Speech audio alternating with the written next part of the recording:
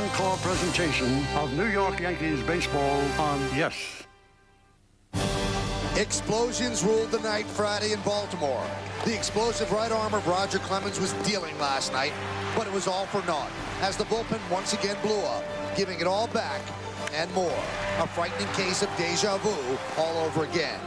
But ultimately, some offensive fireworks turned Baltimore into Boontown as one swing unleashed long built-up emotion from both sides. A home run at first foul was fair at last, and a Yankee career-long chill was finally defrosted. Hats off to the new Yankee, Yank Aaron. Yankees-Orioles, third game of 4, next on Yes.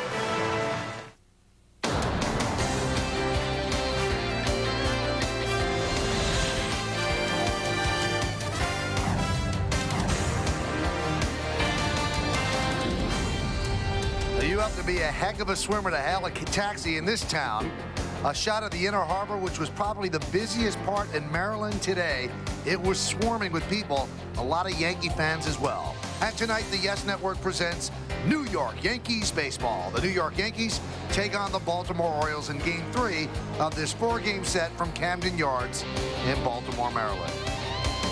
Another hot and humid evening here in Baltimore. 83 degrees, 79% humidity, and the forecast is for scattered thunderstorms. People in the area are hoping that it cools it down just a bit. Hi, everybody, and welcome to Yankees baseball. Along with Ken Singleton, I'm Michael Kay. The Yankees won a wild one last night, and something finally happened that they've been waiting a long time for, and that is the emergence of Aaron Boone. Aaron Boone has showed the Yankees something, not offensively, but the fact, Kenny, that before last night, he did not bring his offensive woes out onto the field. Yeah, very sharp defensively for the Yankees. He's made some great plays at third base, shown great range both to his right and to his left, making tremendous plays throughout his time with the Yankees. But last night, he finally came through with the bat.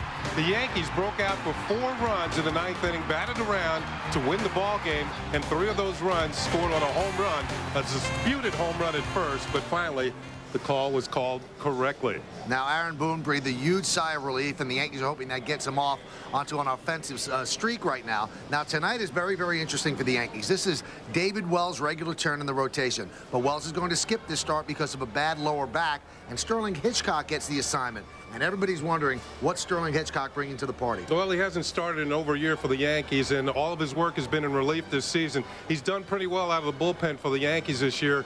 His record is 1-3. He's eaten up some innings for the Yankees out of the bullpen. He's been a guy that they can spot for a few innings at a time, and he's done a pretty good job. He doesn't know what he's going to give them. The Yankees don't know what he's going to give them. If they get 5 or 6 innings, I think they'd be thrilled. But again, all of that remains to be seen. Let's take a look at the entire pitching matchup for tonight, brought to you by Infinity, makers of innovative, high-performance premium vehicles. Well, Sterling Hitchcock, as we mentioned, gets to start 1-3. His work all in relief, an earned run average just under 5. Pat Henkin working for the Orioles tonight. The veteran is pitching very well of late.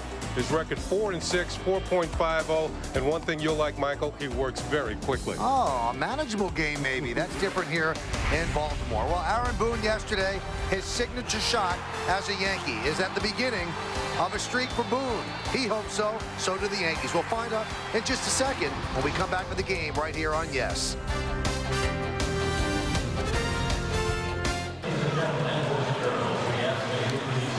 Welcome back to Camden Yards. Another full house expected here at this jewel of a ballpark in the Inner Harbor of Baltimore. This is Game 3 of the 4-game set. The Yankees have taken the first 2 in exciting fashion.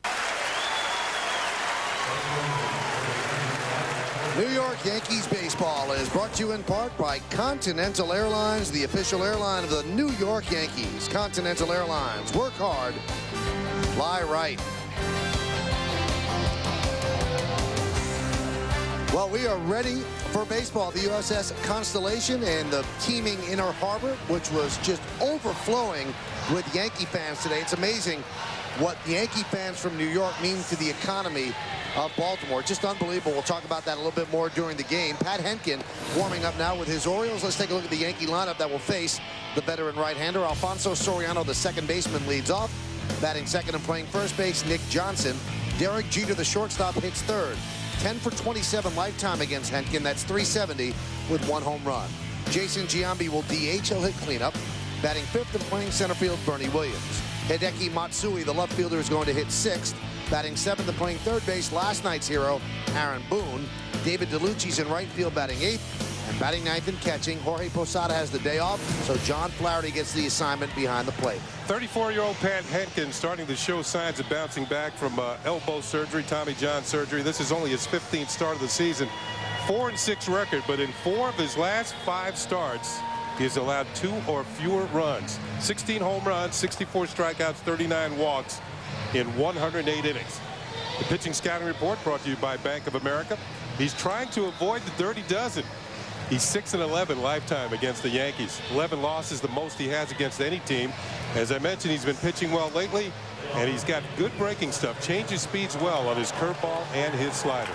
It's been a long road back for him, and this is the Oriole defense that will help him tonight. Bigby, Matos, and Gibbons left to right in the outfield. Batista, Morban, Roberts, and Leon left to right in the infield. Fordyce behind the plate, and Henkin is on the mound. Soriano digs in. We are ready for baseball. And the pitch is upstairs. Yankee baseball is available in Spanish. All you have to do is hit the SAP button on your television, and there you have it. The 1-0. Inside 2-0. Alfonso Marquez is the home plate umpire. Mike Victor at first, Jeff Nelson at second, and Tim Cheetah is over at third. Soriano hit a home run in the 9th inning yesterday, his first home run in 94 at-bats. And that one is lined to left field, giving chase Bigby, and he makes the play on the backhand, running toward the line for the first out of the inning. Yeah, prior to the game, Soriano was looking at video in the Yankee clubhouse and trying to sort things out. He hasn't really been swinging the bat of late, other than that home run last night. And the one thing I think about Soriano, we know how aggressive he is, but one thing he's done, he's kind of gotten things backward. He's been taking pitches right down the middle to start off games, trying to be not so aggressive. That's when he should be aggressive. He should be less aggressive when he gets to 2 strikes. That's when the pitchers are throwing pitches out of the zone, and he's been chasing them. Nick Johnson fouls one back. Now, Henkin's one of those pitchers who trusts his stuff. He'll come right after you. He'll continue to throw strikes. He works quickly, keeps his defense poised behind him to make plays. The 0-1 upstairs.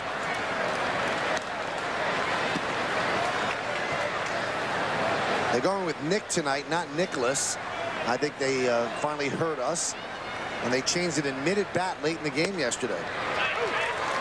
There's a breaking ball by Henkin, the count 1-2. They had been very formal about Nick Johnson, referring to him as Nicholas, but now it is Nick Johnson on the scoreboard, so all is right with the world. 1-2. Sprayed the other way, foul. Still 1-2. Last night a sellout here at Camden Yards. Today they expect more of the same, and this is a team that's been averaging about 30,000 a game. But that changes when the Yankees are in town. The 1-2, way upstairs, just missed him, and the count 2-2. You mentioned Henkin's no decision in his last start. That was at Tampa Bay, and in 6 innings he allowed 1 run. Baltimore had the lead, but they blew the game. The bullpen gave it up. Mike Hargrove has seen his team lose 5 straight now. It was interesting what Hargrove had to say about it. They went to Boston on their last road trip, won 3 out of 4. He said that the atmosphere was completely dead at Tropicana Field, and he says his team played to the level of the atmosphere. Slow roller to short. Morban fields. And the stretch by Leon toward right field. He keeps his foot on the bag, 2 away. Henkin last pitched on Monday, and that was in Tampa Bay against the Devil Rays. 6 innings, 1 run, 6 hits, 2 walks, and 1 strikeout. So he's no longer an overpowering pitcher. He has to put it in play, but as Kenny said before, he changes speeds, keeps a little bit off balance. And I think he's learned from the fact he doesn't have the power that much anymore. He's gotten better breaking stuff. Maybe his control has even improved a little bit more. Remember, this guy did not start the season in the rotation, and he didn't complain. The Orioles put him in the bullpen. Here's Derek Jeter. Slow roller toward third. If it stays fair, it's trouble, but it's a foul ball grabbed there by Batista. You know, you would think a pitcher, Henkin's won a Cy Young Award in the past, and when you get banished to the bullpen out of spring training, and you know, not complain. He just took his medicine, bided his time, eventually thinking he'd get back in the rotation. It's happened. This ball stays fair. Derek Jeter has a 2-out infield single. Batista would not have had a chance at throwing that.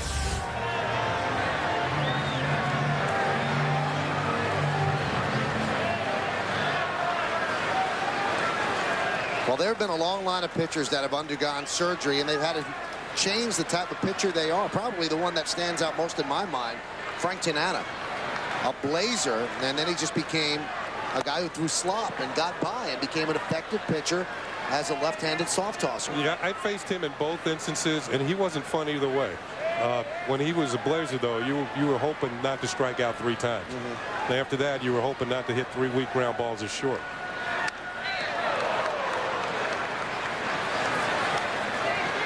When you have this kind of surgery, you do build up and become a better pitcher, and you can see the numbers indicate that that is happening.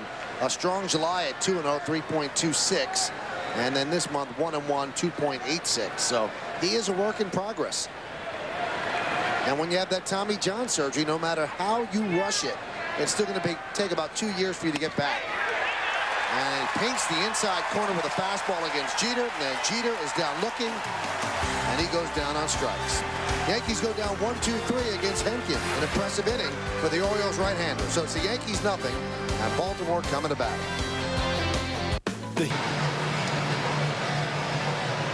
All eyes on Sterling Hitchcock as he warms up for his first start in a long, long time. This is the Oriole lineup that he's going to face. Brian Roberts, the second baseman, leads off.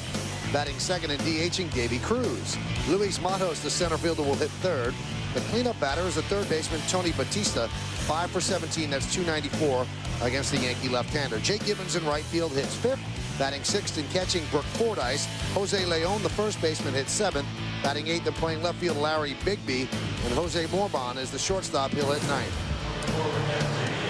First start of the season. In fact, the first start since June 10th of last year for Sterling Hitchcock. 1 and 3, 4.98, all out of the bullpen. 49 hits and 43 in the third innings. 4 home runs, 18 walks, 33 strikeouts. We mentioned before, if the Yankees could get 6 innings out of him, it would be great. Here's the pitching scouting report brought to you by the Bank of America. June 10th, 2002, last start. Has to spot his fastball and change speeds to be effective. This is originally David Wells' slot, but he is out. Not injured, though. He's not on the DL, should I say. And a sciatic nerve in his back has been bothering him. They told him to lay low for one start. He's going to throw on Monday at Yankee Stadium and see if he'll take his next turn. The 1-0. There's a strike to Brian Roberts, 1-1.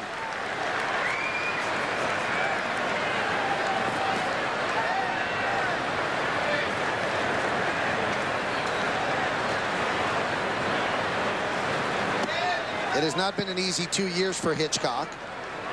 He had a very strong postseason in 2001, and it was a perfect time for him to have a good postseason. He was becoming a free agent, and the Yankees signed him to a 2-year deal. This is the final year of that deal. Popped up in the infield. Soriano is there, and he'll put it away for the first out of the inning. Let's take a look at the Yankee defense. You know Soriano's at second. To his left is Nick Johnson at first. To his right, Derek Jeter at short, and Aaron Boone plays third. In the outfield, Matsui, Williams, and DeLucci left to right. And Flaherty makes his 23rd start behind the plate. And Hitchcock is on the mound. That's a pretty good example right away. There's Flaherty behind the plate of changing speeds. He caught Roberts in between. Popped him up. After the Yankees signed Hitchcock to that deal, they thought he was going to be a heavy-duty contributor to them. And they envisioned him being in the starting rotation, but his arm never really came back. Ground ball through the left side for a base hit. So Cruz is on with a 1-out single, and by coming back, you mean arm strength and arm speed. He never was able to get the fastball fast enough, Kenny, whereby his changeup would be totally effective because there wasn't enough of a separation between fastball and change. And you see Sterling's bio. He's from North Carolina, drafted originally by the Yankees in '89, went over to Seattle in the Tino Martinez deal, made his major league debut in September of '92, and he was named the NLCS MVP in 1998, and that was when he was pitching for the Padres. Here's Luis Matos inside. So what he's been for the Yankees in these 2 years is really lack of a kinder word, is a mop-up reliever. He comes in when a starter gets knocked out. He has not pitched many important innings for them, and you can't blame the Yankees because they really don't trust the type of stuff that Sterling is bringing to the party, so they're hoping for the best tonight. There's a strike. Just saw a fastball at 88, and once again, this one was 88 miles an hour over the inside corner. So if he's going to throw his fastball at 88, he has to throw his changeup around 70, 72.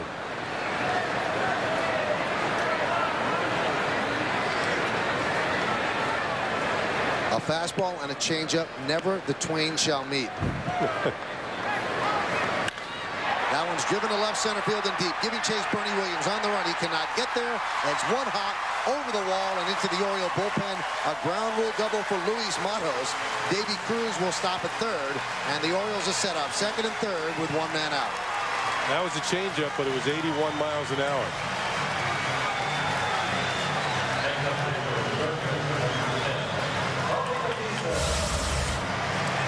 Well, Matos is having a very good year. There's a change, but it did not have much movement to it. Not that down and away stuff, and got good wood on it. Bernie Williams couldn't catch it. One hop on the rubberized warning track, and then over the wall into the bullpen area.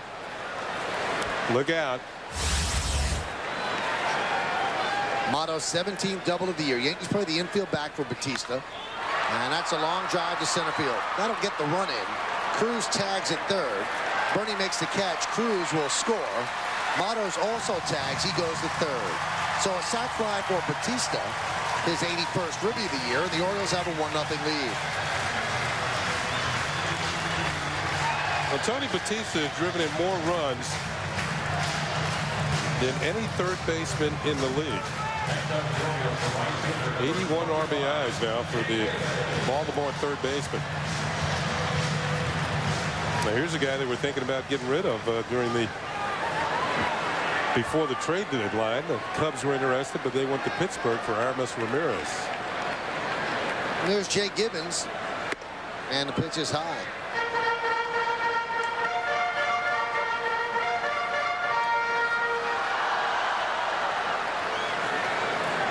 Gibbons has had a great August, 24 for 66. That's 364.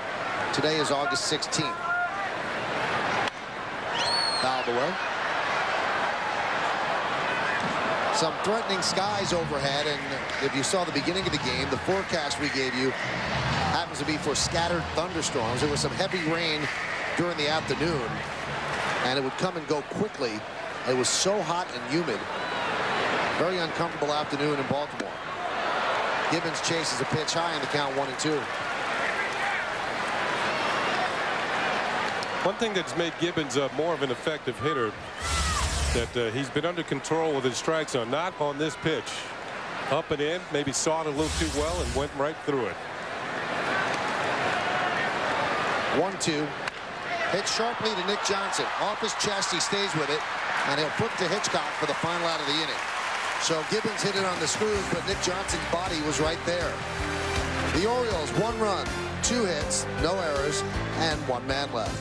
We played 1 here at Camden Yards in Baltimore. It's the Orioles 1 and the Yankees 0. Well, fans, Monday night on Yes, join Michael Cage. He sits down with superstar shortstop Alex Rodriguez on an all-new center stage. It's an hour of a revealing conversation with the Texas Ranger as he discusses his outstanding career, the high price of fame, and much more. Center stage, Alex Rodriguez premieres Monday night after Yankees baseball right here on Yes. Giambi leads off against Henkin, and there is a strike here as we start the second inning. A-Rod.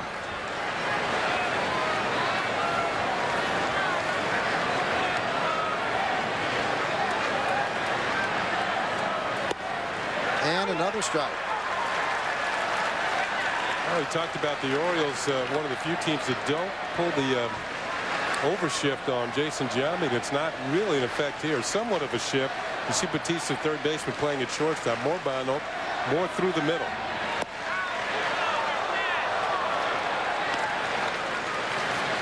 So a lot of pressure on Brian Roberts on the right side. Henkin's control. Not the power he used to have, but maybe his control's improved. He wanted that pitch right there. He didn't want that one right there, though.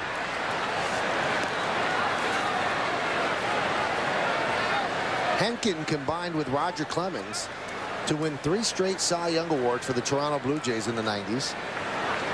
And the year that Henkin won it, a lot of people thought that Andy Pettitte should have won it. And it was a very close voting, but Henkin did get the award, and then Clemens won the next 2 years. Giambi down on strikes. Well, let's see how Henkin worked over Jason Giambi here, and he struck him out with an 88-mile-per-hour fastball. Starts him out, fastball, little cutter for a strike. Another one, Giambi taking. Giambi, a good low ball hitter. Tried to get him to chase, he wouldn't. Tried to get him to chase again. That wasn't close enough to the strike zone. Then up and away with a high fastball to put him away.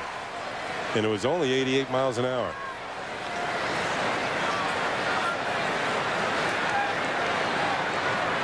Here's Bernie Williams. And the pitch is high.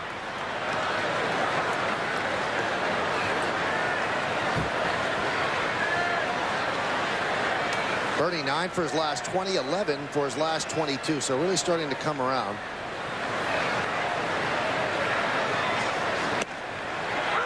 Strike.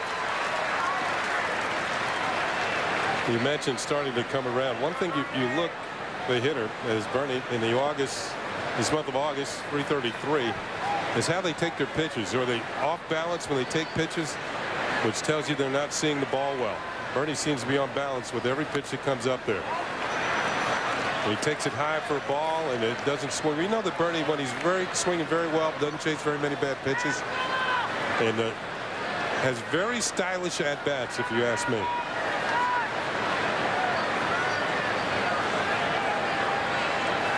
Two-1 upstairs.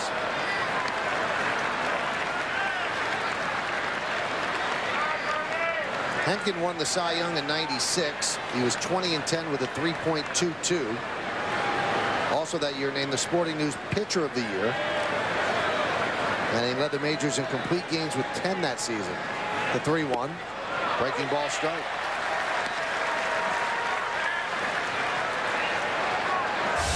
Here's a look at the last pitch, and great time to throw an off-speed pitch. Bernie ahead on the count, 3-1, not looking for an off-speed curveball. Change of speeds by Henkin to pick up a strike. 3-2 upstairs, and Bernie walks. That's what I was talking about. Stylish at bat. Not going out of the strike zone, willing to take the walk. Tim Cheetah's the third base umpire tonight. Last night he was behind the plate, and he put in such a long day behind the plate on a hot and humid night that his pants were actually soaked down to the ankles. His pants were so wet that in the final 3 innings of the game, he would not handle the baseball and have them rest in his pockets. The baseballs would come from the third and first base umpire toward the pitcher because Cheetah was just too wet in order to handle them. And of course he was part of the he was the remedy to the call that Jeff Nelson, the second base umpire, admitted that he did not see clearly, and I give him a lot of credit for that. Willie Randolph, Yankee third base coach, immediately went to Nelson and said, what are you doing? That's a home run. And Nelson said, look, we'll get it right, don't worry. He kind of backed Willie off, and he went to talk to Tim Cheetah, the third base umpire, who last night was behind the plate. And we had the shot of Cheetah looking right down the line, and they eventually got it right. Matsui rips one foul. And after the game, Mike Hargrove, who came out to argue the call, admitted that the call was correct. And he also complimented the umpires. He said they do a great job. He goes, and they did a great job on that, but frustration boiled up, and everybody expected Hargrove to get thrown out. Hargrove has the perfect seat in the first base dugout. He knew it was fair. But you don't want to see a game like that washed away with a 3-run home run, so he had to come out and argue, and that was just frustration bubbling over, not that they got the call wrong. I saw third base umpire Ron Luciano do the same thing on 33rd Street, and it was Dick Williams, the manager of the Angels at the time, who was wronged, or thought he was wrong, called the ball a fair ball home run for the Angels and then reversed it. Dick Williams came out. He knew he was going to have to argue. He told Ron Luciano, he said, you know you're going to have to throw me out of the game. Luciano said, I know I have to, but you can have your say. From that point on, they began to argue for about 2 or 3 minutes.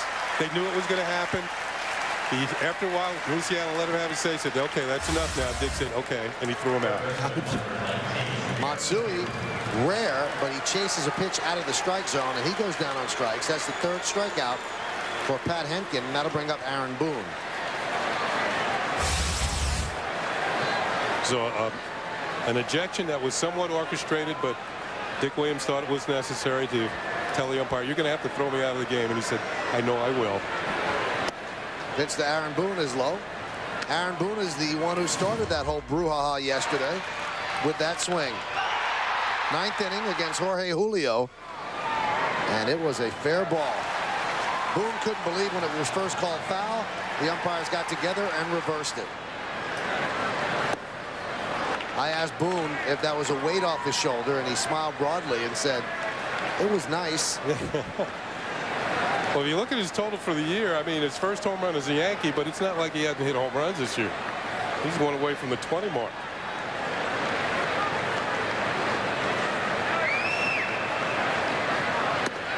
Swing and a miss, 2-1. Now, with that home run, Boone now hitting .077 with runners in scoring position with the Yanks.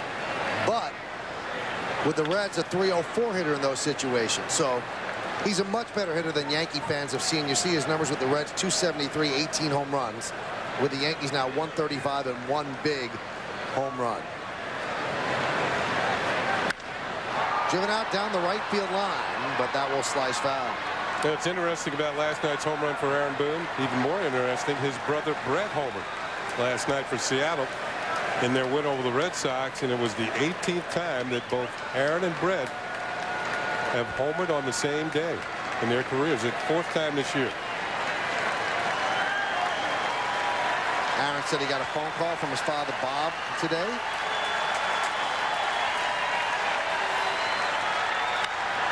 And that one is driven out into right center field. Giving chase is Matos. He can't get there.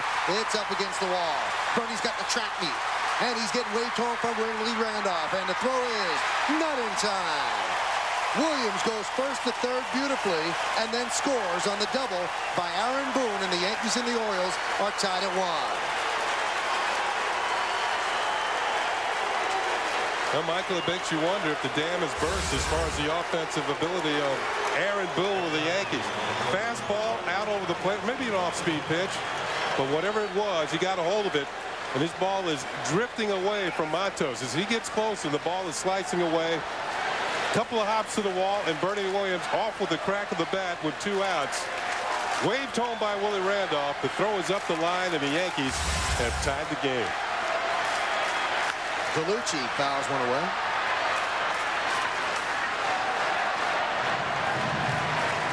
So for Boone, his 70th RBI of the season. And so much of this game is mental. And rest assured that although he's not celebrating it outward, that home run yesterday really meant a lot to Aaron Boone. Fouled straight back here. In fact, in the 6th inning, he came back to Joe Torre after an abysmal at bat and said, really, Joe, I'm sorry, I'm embarrassed. He said, you could take me out if you want. Joe said, don't worry about it. Baseball's a tough game. You'll come around. He says, I have faith in you. And then he came around in the 9th inning with a big blow. Upstairs with the fastball. Galucci 0-2 got visitation rights from Pat Henkin.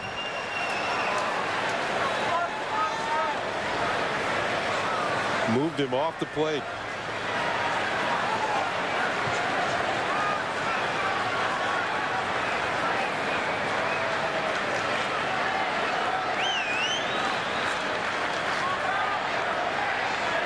One-two. One thing that was impressive about the double by Boone is the way Bernie Williams went first to third and then to home. He was running without reservation, without management, so to speak, and looked like he didn't have any pain in the knee whatsoever. That was Bernie high-stepping his way around the bases. Vintage Bernie Williams. 1-2. Goes through the legs of Fordyce, and that allows Boone to go to third. This appears to be a wild pitch, a breaking ball in the dirt. If you're a goaltender in the National Hockey League, this is not what you want. Right through the 5-hole. Red light goes on behind you. Fans are booing, particularly if you're at home. Coaches are looking at, do we need to put in a new goaltender?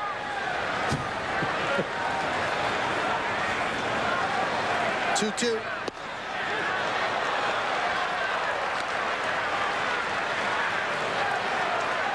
Flaherty's on deck.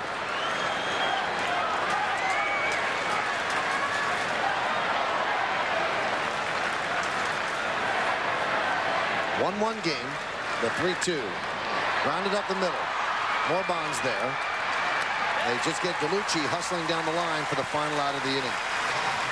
But the Yankees get a run on one hit, no errors, and one man left on base. Bernie Williams is on first when Aaron Boone went to right center field. And look at Bernie running like he didn't have surgery, busting it around the bases and tying the score.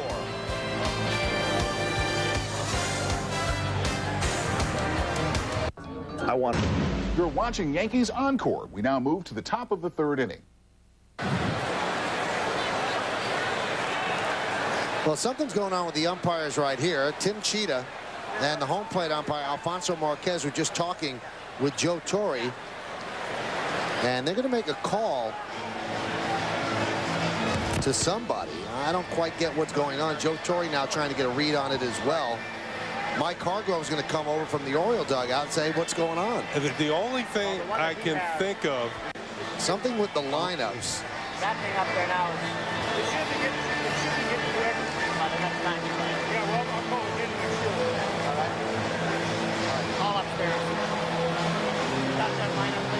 Okay, it's something about the lineups, whether it's the Yankee lineup, the way it's made out, the one they have on the board is the way we have it.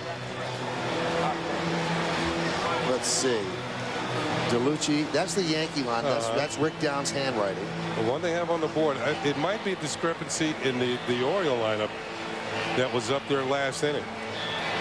Let's see how we have Big B. Hey, you know what? I see the discrepancy because supposed to... on the lineup that the Orioles had originally, and the way I wrote it down, I had Batista batting 5th and Gibbons batting 4th.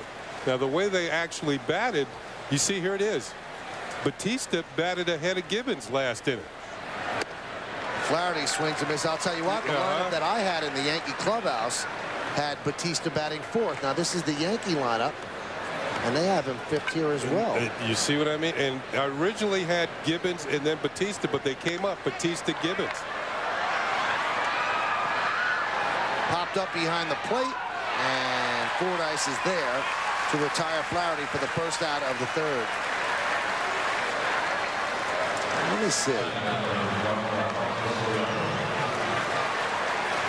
Well, you're right. I had Gibbons. The one in the Yankee lineup in the Yankee locker room is Gibbons 4th. That's what I copied off of it. Me and too. then the Oriole official lineup that they sent up, the public relations crew, had it the other way with Batista 4th and Gibbons 5th.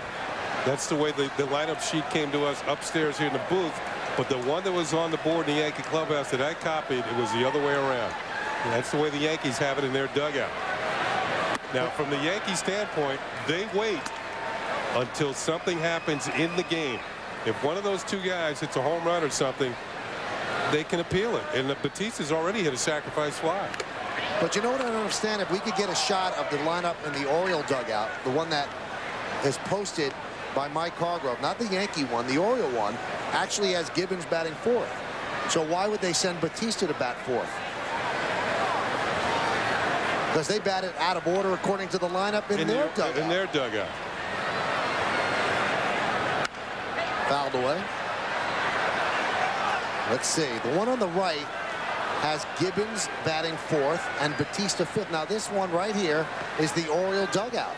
And they actually had them bat out of order because Batista batted 4th today. And on this side, that's what the Yankees have too. The one on the right is the Orioles. The one on the left is the Yankees. The one on the right has the orange, and that's the Oriole lineup. That's in the Oriole dugout. Gibbons, Batista, Gibbons, Batista on either side. Right, so they were wrong on both. And they set them up in the order of Batista, Gibbons. Interesting.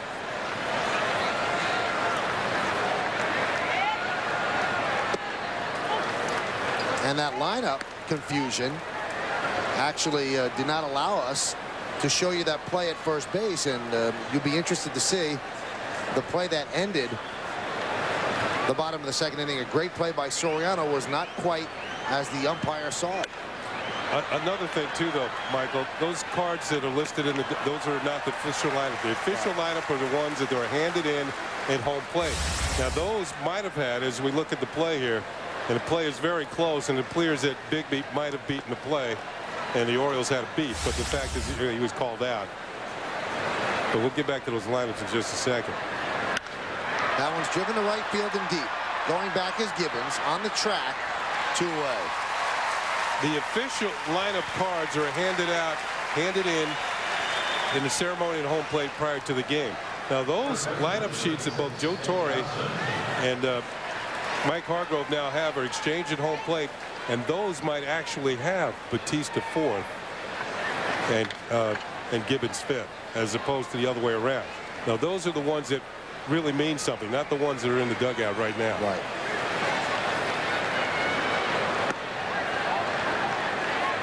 So maybe that's why Joe did not appeal, and which he had a right to do. After the other team does something, that's when you appeal.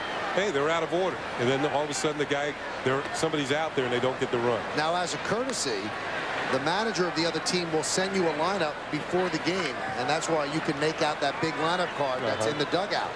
But the lineup that's given at home plate, as Kenny mentioned, that's the official one, and they could actually change it. And maybe Joe noticed a discrepancy and saw that they batted out of order from the original lineup that he was given.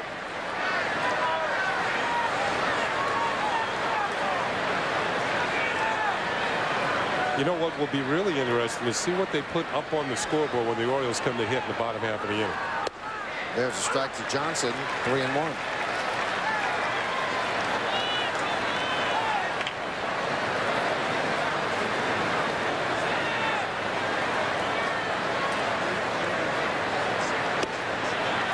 Another strike to Nick Johnson, 3-2.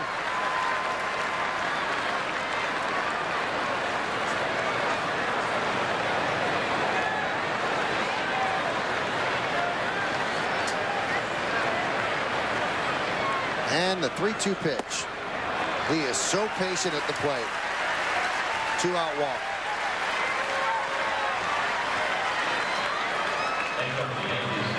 Nick Johnson walked 3 times, 2 intentionally last night. He's going to constantly be in his career a guy has around a 40% on base percentage.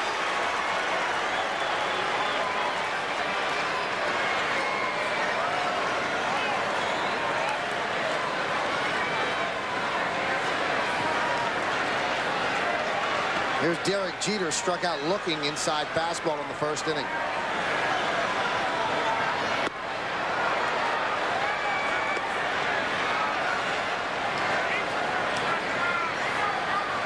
Now, when Mike Hargrove was managing the Cleveland Indians a few years ago, they had a discrepancy in their lineup, and it happened that Charles Nagy, the pitcher, had the bat during the course of the game.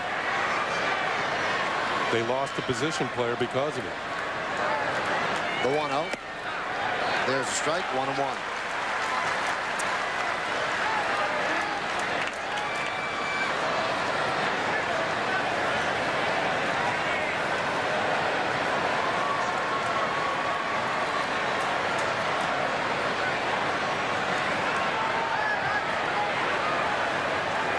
One, 2-1. Derek Jeter's up there with a 6-game hitting streak working. In fact, several Yankees on streaks. Matsui has an 8-gamer. Jorge Posada, not in the game tonight, also has an 8-game hitting streak.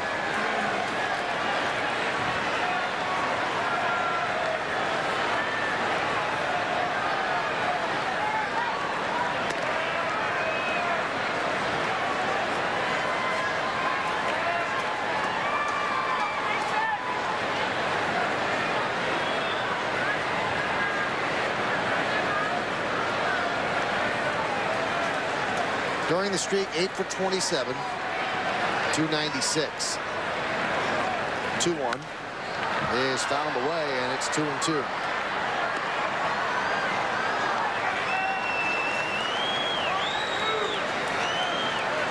I'm looking at Brian Roberts at second base, and there's a real big hole on the right side.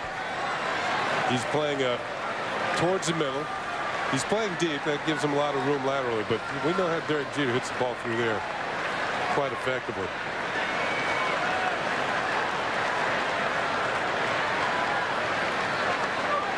Two. Foul back.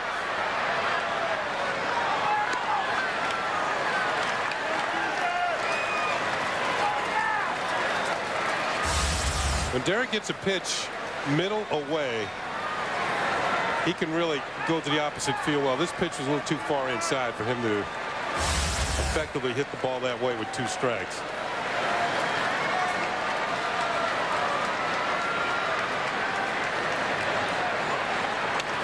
Foul back. Coming into the action today, Jeter tied for 3rd in the American League in batting. Tied with Milton Bradley, who's on the DL right now of Cleveland. Ichiro at 342. Bill Miller of Boston 325, and then Jeter and Bradley were tied at 321. Right now Jeter with his 0 for 1 is at 320. He's come a long way since missing 36 games with a dislocated shoulder. Takes a pitch outside, 3-2. That releases Nick Johnson at first with 2 outs. They're the leaders coming into action today. We don't know what Garciaparra did just yet in that game against the Mariners, but this was action including yesterday. You see Ichiro's grand slam last night after Bill Miller missed the pop-up. If you're a third baseman, you miss a pop-up and the guy hits a grand slam, you want to dig a hole and just, or either that or crawl underneath the bag at third.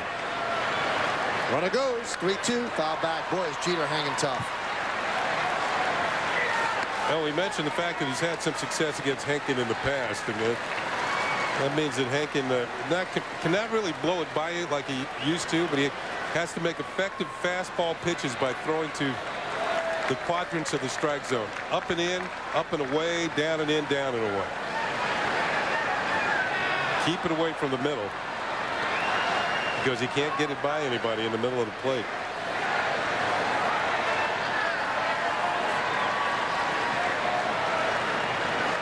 Runner goes again, the 3-2. Popped up foul. A lot of souvenirs from Jeter, and the count's still 3-2.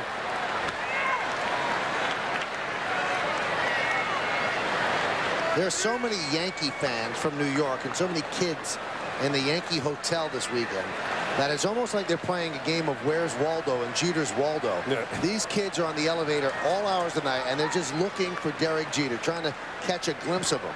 Up and down the elevators, walking through all the hallways. It's amazing. It's like he's the Beatles. The 3-2 is driven out to right center field. Gibbons is there, and then he'll put it away. So Jeter battles but loses as Henkin hung tough. No runs, no hits, no errors, and 1 man left. We go to the bottom of the 3rd inning. It's the Yankees 1 and the Orioles 1.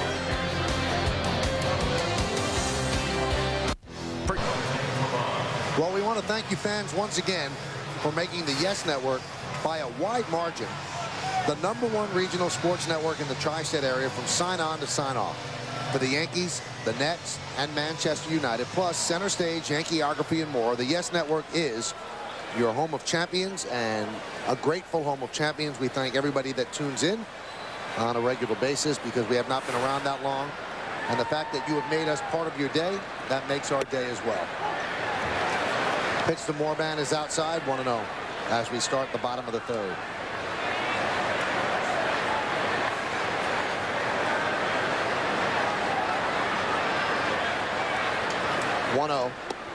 Now we're told that the umpires actually had the lineups that are in the dugout and the lineups that we showed. And incredibly enough, the lineups on the board are still in the order in which they have it in the dugout, but not the way they batted. These two are reversed. Batista batted 4th and Gibbons batted 5th the first time through the order. I'm surprised they still have it up like that. Now, we're told that the Yankees had to say it immediately after it happened. They could not hold the card like a trump card up their sleeve and say, okay, they batted out of order in the first inning. They had to do it right away. They did not. And let's see how they come to bat now. Do they keep it the same order, or do they come to bat the right way? That one's drilled deep to left, way back. And that ball is gone. A home run by Morban, and the Orioles lead 2-1.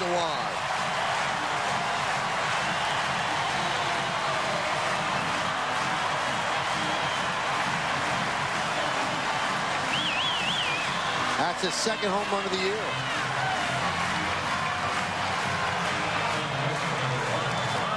Morban's first major league hit this year was a home run on April the 19th. This is his second major league home run. Fastball in, he turns. He has sat on the bench for most of the year. The Orioles do think he's going to be a good player. And the pitch to Roberts is inside. You know, now that I'm looking down at the scoreboard or the scorecard, an interesting note here, Ken. If the Yankees had noticed it right away, they would have taken the Oriole run off the board. Yes, they would have. So an oversight by the Yankees actually cost themselves a run. A run that would have been taken off the board because Batista would have been out, and there would not have been a sac fly by Batista. So that's a costly oversight.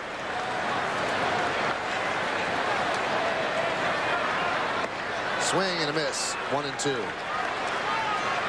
Good sharp breaking ball by Sterling Hitchcock to Roberts. Yankees did a good job of shutting down Roberts last night and kept them off the board. The hit department broke a 4-game hitting streak.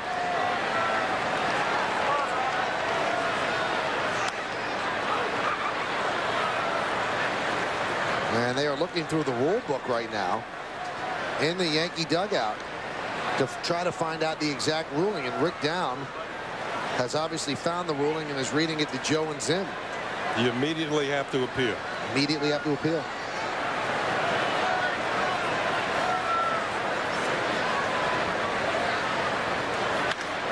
Rounded left side. Backhanded nicely by Jeter. Sets, fires, got it. One away.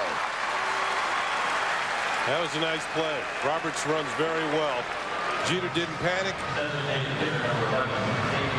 Didn't labor going to his right to come up with a hot shot and then delivered a strike to first base. Watch the good plant to the right foot and a strong overhand throw to pick up the out. He made it look easy, but it was not. The pressure was on with Roberts going down the line. And the pitch to Davy Cruz is a strike.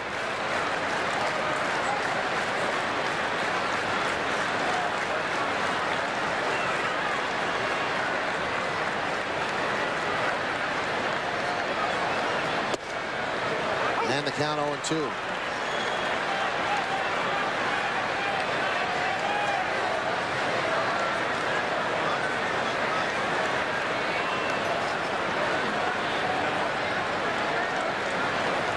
Swung on and missed. Good changeup, and Davy Cruz down on strikes. That's the second strikeout for Hitchcock. Two-away here in the third. That'll bring up Matos. Well, you see Matos coming to the plate, but you also see Gibbons in the on-deck circle. Amazing. So the Yankees did miss a chance to take a run off the board. And the Yankees have actually, now they have it wrong.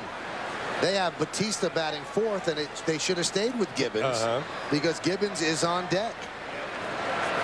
And the Yankees did miss a chance. And it's a costly chance. Who knows how the game's going to end up? Maybe that run doesn't mean anything. But Matos is up at the plate right now.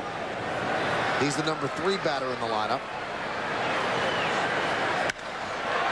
And there's a fly ball to deep center. Going back, Bernie Williams. He's there, and he makes the play on the warning track just to the right of dead center for the final out of the inning. But the Orioles take the lead. 1 run on 1 hit. A home run by Jose Morban. No errors and nobody left. We go to the 4th. It's 2-1 Orioles. That concluded the scoring in that inning. For a perfect game. Imagine the pressure. The 0-1. Swung on. He's going to get it. Popped up to right field. O'Neill near the line. He makes the catch. David Wells has pitched a perfect game. 27 up, 27 down. Baseball immortality for David Wells. Welcome back to Yankees Encore. We move now to the bottom of the 4th inning. Well, as we go to the bottom of the 4th inning, now it becomes very clear what Mike Hargrove is going to do. Now he's going to bat them in the order in which they were given to the Yankees. Gibbons will lead off the 4th. Batista batted in this spot in the 1st inning. He batted out of order, and then Gibbons batted 5th. But since the Yankees did not appeal at the Batista's sac fly, well, then it worked. It was allowed to go through. He suddenly becomes the proper batter. But the next time through the order, you have to bat according to the lineup that you gave to the umpires. And that's Gibbons leading off. That's a high fly ball to shallow left. Backing up is Jeter. Coming in is Matsui, 1 away.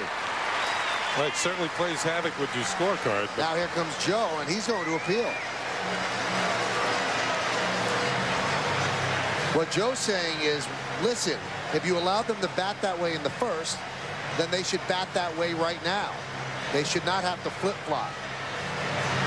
And here comes Tim Cheetah, who is the crew chief.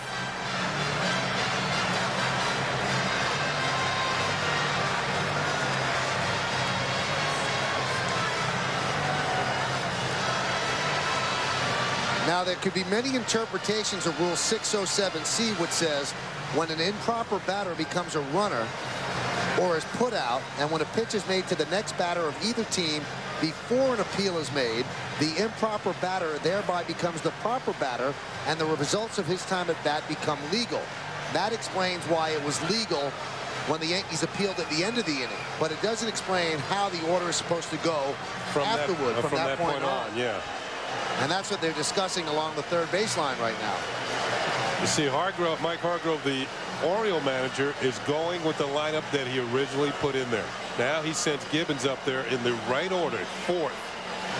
The order that was placed on the scoreboard, but not in the sheets that we were given up here. I don't know where the discrepancy came from. Why did we get sheets that said Batista batting 4th and Gibbons batting 5th? And those sheets, which are printed by the PR department, they received the lineups from downstairs. So somewhere in the translation, either the umpires got the wrong lineup or the PR department got the wrong lineup. Now, is that an umpire's hand going over the... No, that's Rick Down still reading the rule book. And the way the rule book is written, it is somewhat up for interpretation. Now, Joe has been told exactly what the umpires think, and what they think is that you have to pick up the order the proper way. Now there's the rule, the one we were talking about, C.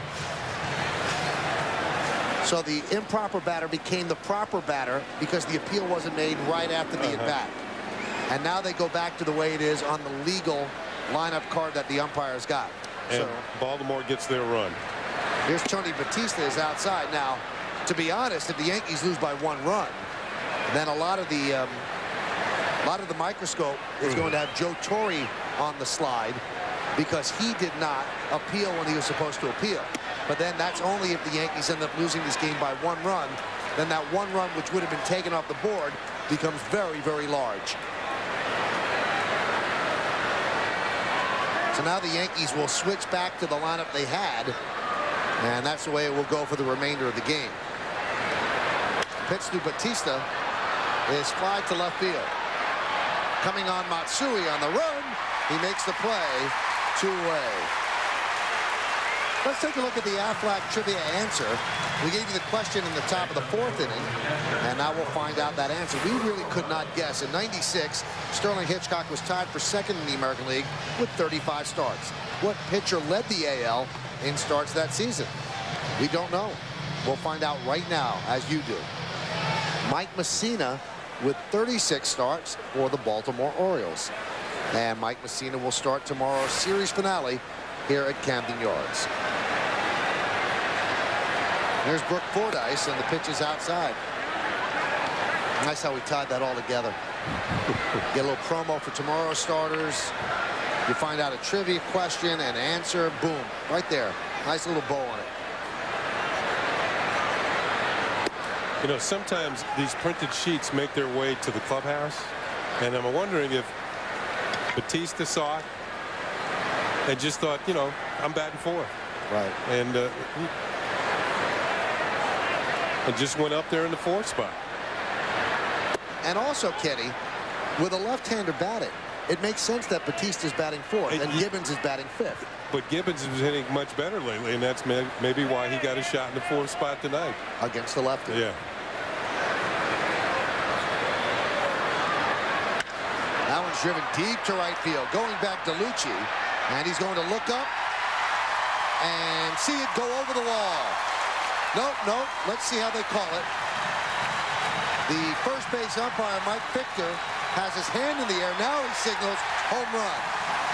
So it hit off the top of the wall and then dropped back down onto the field, and it's a home run by Brook Fordyce. And the Orioles now lead 3-1.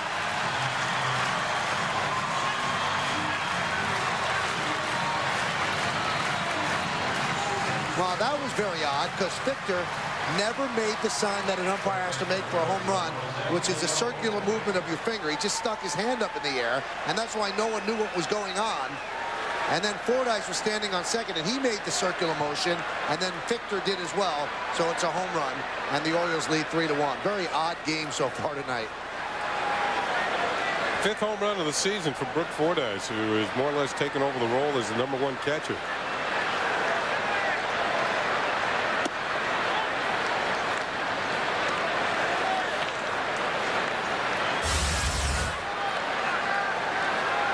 Like a pitch out over the plate. Last night, Fordyce drove a ball to the gap in right center field on a pitch out over the plate.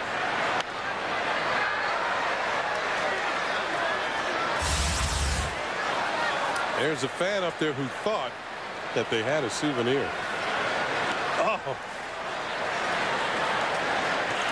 And that circular motion came after about, I'd say, 20 seconds with his hand straight up in the air, which is not the umpire's call for a home run. The 1-2. Swung on a miss. The ball gets away from Flaherty. He finds it, fires low to first, but a nice stretch by Nick Johnson. So it's a strikeout and the put out. 2-3. Well, for the Orioles, 1 run on 1 hit, the home run by Fordyce. No errors, nobody left on base. We go to the 5th. Orioles 3 and the Yankees 1. Hiya.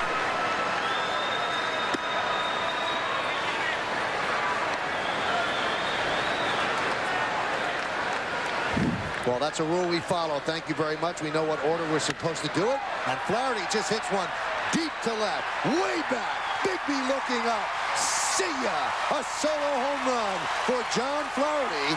And the Oriole lead over the Yankees now 3-2.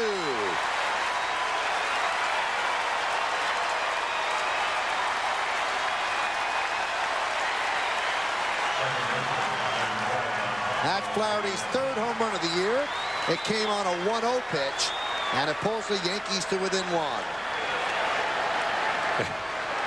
I just love those handshakes.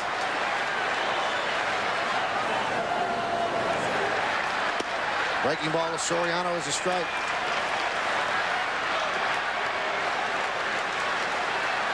Flaherty's done a great job backing up Posada.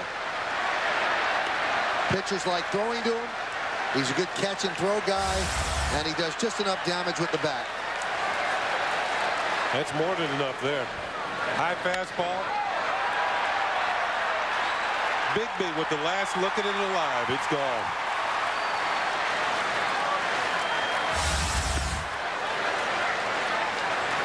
And the pitch is low, 2-1. That looked like the left field seats at Yankee Stadium, didn't it? Whole ballpark looks like Yankee Stadium with green seats. A lot of Yankee fans here. That's why it's sold out. The 2-1. Popped up. First base side. Leon makes it a very tough play. 1 away.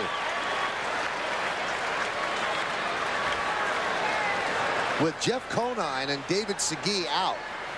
Conine has a problem with his elbow, and Segui is on the DL. with a bad wrist. They really don't have a first baseman. Leon looked like a guy trying to field the bunt with the defenders coming down upon. Don't want to fumble. And the pitch to Johnson's a strike.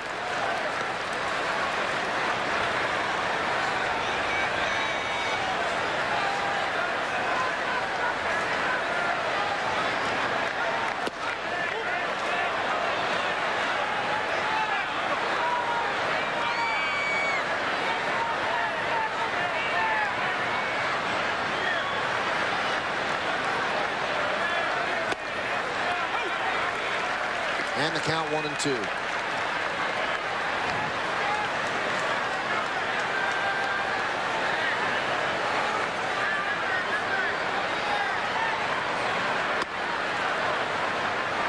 Johnson's the type of batter, Kenny, when he has 2 strikes, you don't feel like he's behind in the count because he's got such an unerring eye at the plate. He doesn't feel like he's under any duress down 1-2. In that way, he kind of reminds me of Hideki Matsui. He'll foul off your tough pitch, and then he'll take it just off the outside corner and the inside corner. He's got such a good eye. Yeah, it was a cutter. Only thing he could do with it was pull it foul, but one thing he did do with it, he hit it hard. And we'll see what Henkin does. Last few pitches have been in. He's got Nick inside conscious. Let's see if they go away. Yep, that's what I thought. And that is rifled into center field, but Motto's right there. 2 away.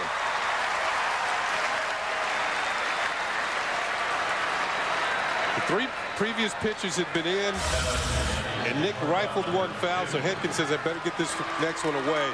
And he didn't quite get it far enough away. In fact, it was up. Nick hit it well, but to center field.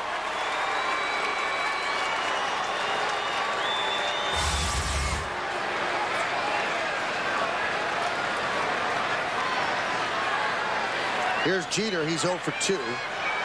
Yankee captain struck out looking in the first and fly to right after a long battle with Henkin in the third.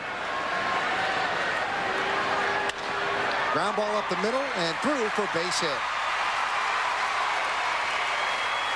So Jeter with a 2-out single.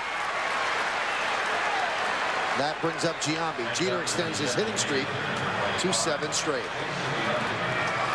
And also his 1,500th career hit. I wonder if the Yankees will get him that baseball.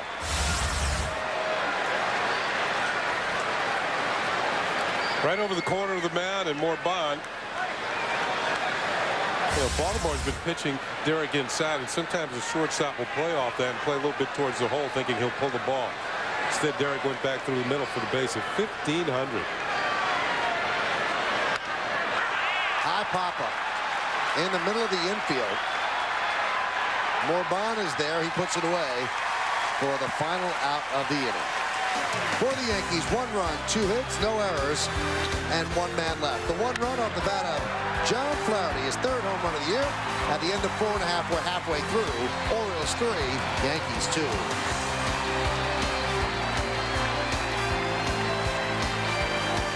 Kevin O'Neill. We now move to the top of the 7th inning. Well, Mike Hargrove has to make the singular call to the bullpen. Singular, the wireless company that fits you best. Pat Henkin leaves leading 3-2, but he threw 120 pitches. So the Orioles go to their left-hander, John Parrish, who pitched last night against the Yankees. 1/3 of an inning, 1 walk, 1 strikeout, and was actually going to pick up the win if Jorge Julio didn't serve up that 3-run home run to Aaron Boone. So Parrish was called up after they designated Rick Helling for assignment.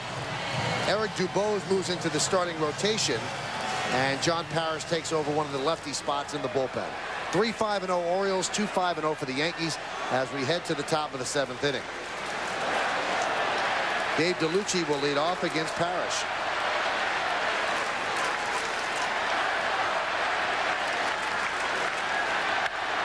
Hot shot up the middle, diving play there by Roberts. Scrambles to his feet, fires, 1 away. That's a pretty play by Brian Roberts. Takes a base hit away from DeLucci.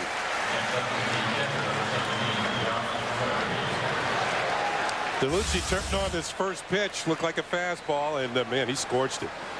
1 hop, the dive, 1 step in a dive, I should say, by Roberts. And then he makes the play. Plenty of time from second base to get up, straighten up, throw him out. Here's John Flaherty, homered his last time up against Henkin. And the pitch is low. Along with Ken Singleton, I'm Michael Kay. You're watching Yankees baseball on this Saturday evening on the Yes Network. We thank you for that. Yankees trail 3-2 in the third game of this 4-game set.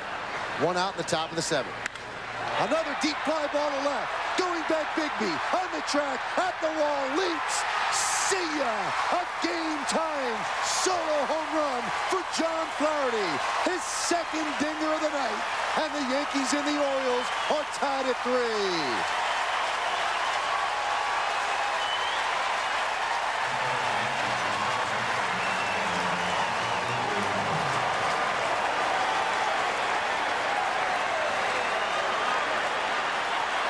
Not many teams that get this type of production from your backup receiver.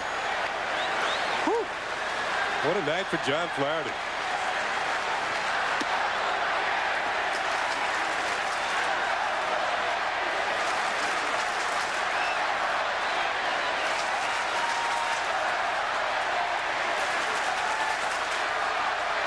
Up around Nyack and Pearl River, they're celebrating right now.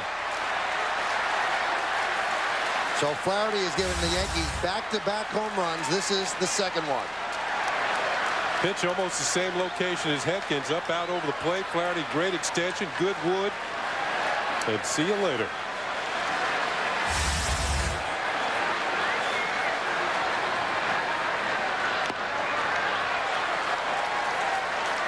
And the count 1-2. Flaherty telling Boone how he hit 2 tonight, and you only hit 1 yesterday.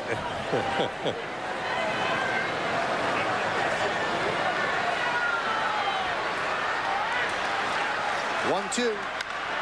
High fly ball. Left center field. Matos is there. 2 away. For Flaherty, it's his 6th career 2-home-run game.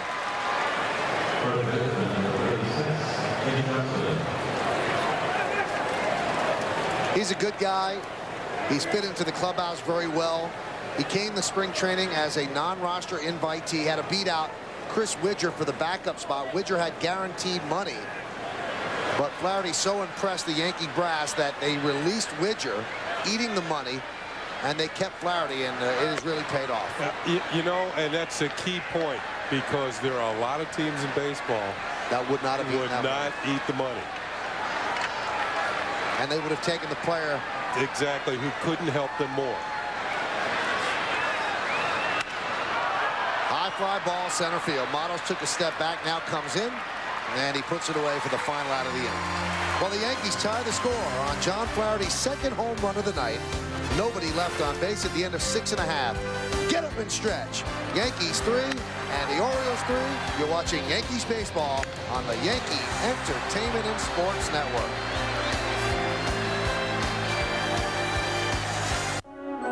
Encore. We now move to the top of the 8th inning.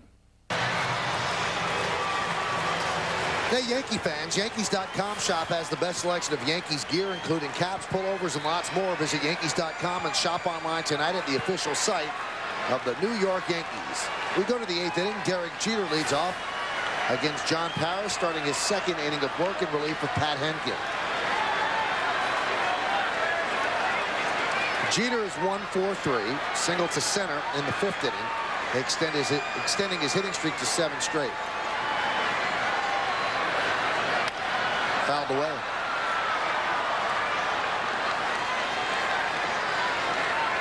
.3-6-0 for the Yankees, 3-5-0 for the Orioles. 2 of the Yankees' 3 runs off the bat of John Flaherty. A solo home run in the 5th, a solo home run in the 7th. Home runs number 3 and 4. RBIs number 8 and 9 for Flaherty. And the 0-1. Inside, 1-1.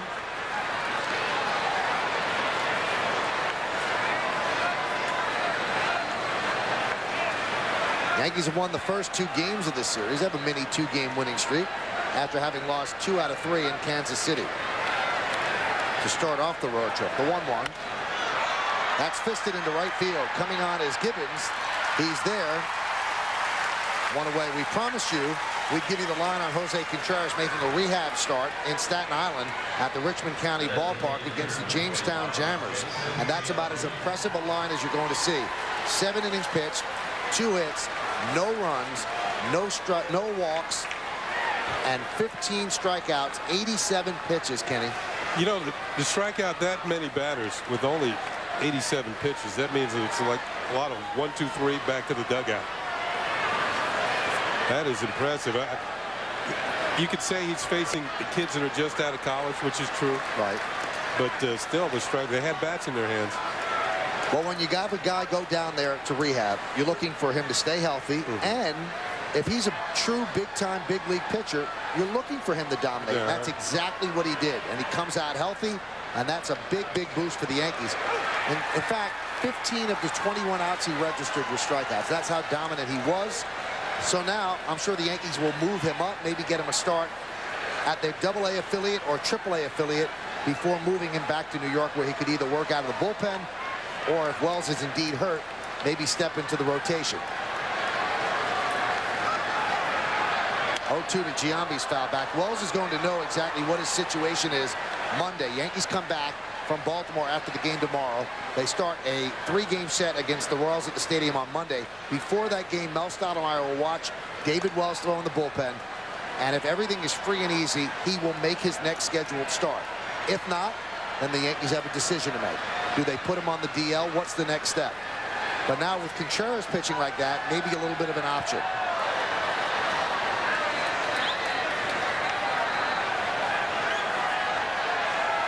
Tomorrow afternoon, Mike Messina will go for the Yankees in the series and road trip finale. And he will face Rodrigo Lopez of the Orioles.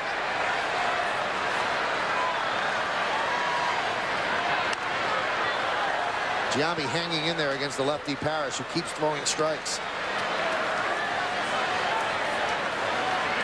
Parrish has shown us in the short time that we've seen him last night. He's got enough fastball. It's low 90s, fairly sharp breaking ball, and you can see why he had more than a strikeout per inning at AA Bowie this year in the Eastern League. He's thrown 18 pitches, 13 strikes.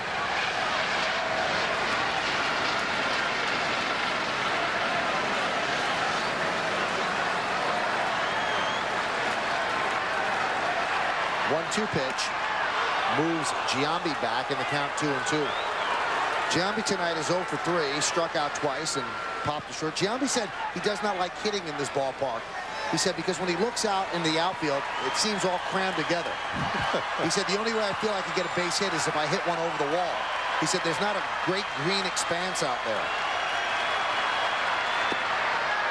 Cat has gone from 0-2 to 3-2. Typical Giambi at bat. Grind them out. Bernie Williams on deck. Giambi said he likes hitting in Kansas City. The outfield seems big. Likes hitting in Colorado. The outfield is huge. He said just because the fences are close, that doesn't mean I like to hit in that ballpark. 3-2. Ripped down the right field line. Fair ball. Playing it in the corner is Gibbons. Giambi's going for 2, and he will make it. He was down 0-2, battled back to full, and then got himself a double.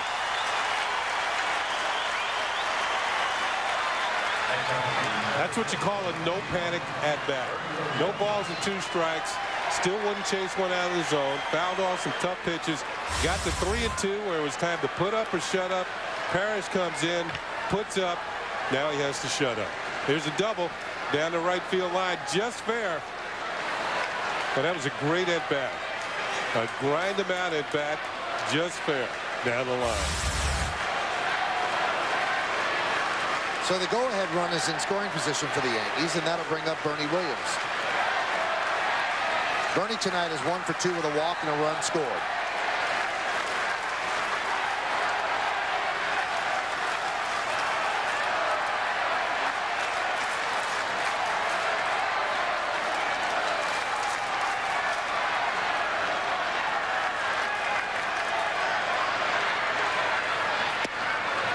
Good pitch, tying up the right-handed batter right on the corner, 0-1.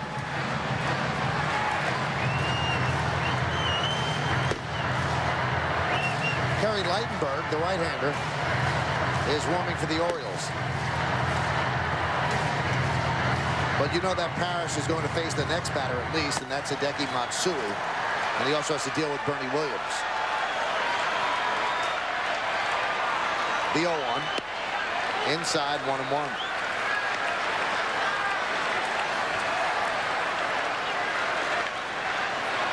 The Yankees have not exactly been lights out with runners in scoring position in this series. They were 4 for 30 over the last 3 games, dating back to the last game in Kansas City.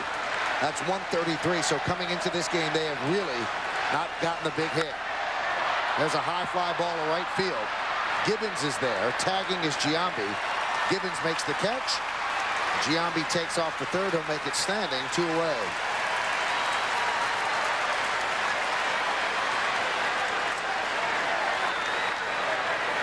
Last night, the Yankees were 1 for 13 with runners in scoring position, and the 1 was the Boone home run.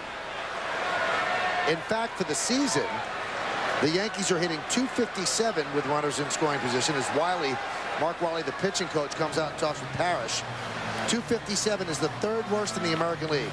Only Detroit at .211 and Cleveland at .252 hit worse with runners in scoring position than the Yankees. The reason why the Yankees score a lot more runs in those 2 teams is because the Yankees hit home runs, and those 2 teams are down near the bottom in home run hitting. Let's take a look at the Yankees in-game box score, which is brought to you by Visa. It's everywhere you want to be. Soriano 0 for 4, Nick Johnson 0 for 3 with a walk. Derek Jeter 1 for 4, extending his hitting streak to 7 straight. Giambi 1 for 4, struck out twice. Bernie Williams 1 for 3, scoring a run. Matsui 0 for 2 with a walk. Aaron Boone 2 for 3, a double and an RBI, robbed of a 3rd hit when Batista took a hot shot to the glove side and turned it into an around-the-horn double play. DeLucci 0 for 3, and John Flaherty 2 for 3, 2 home runs. Here's Matsui with a runner on 3rd, and the pitch is outside. I thought it was interesting with the left-handed Parrish on the mound and Matsui coming to the plate with 2 outs and runner to 3rd. Mark Wiley, the pitching coach, went out to talk to Parrish. Usually you let the lefty go right after the lefty hitter.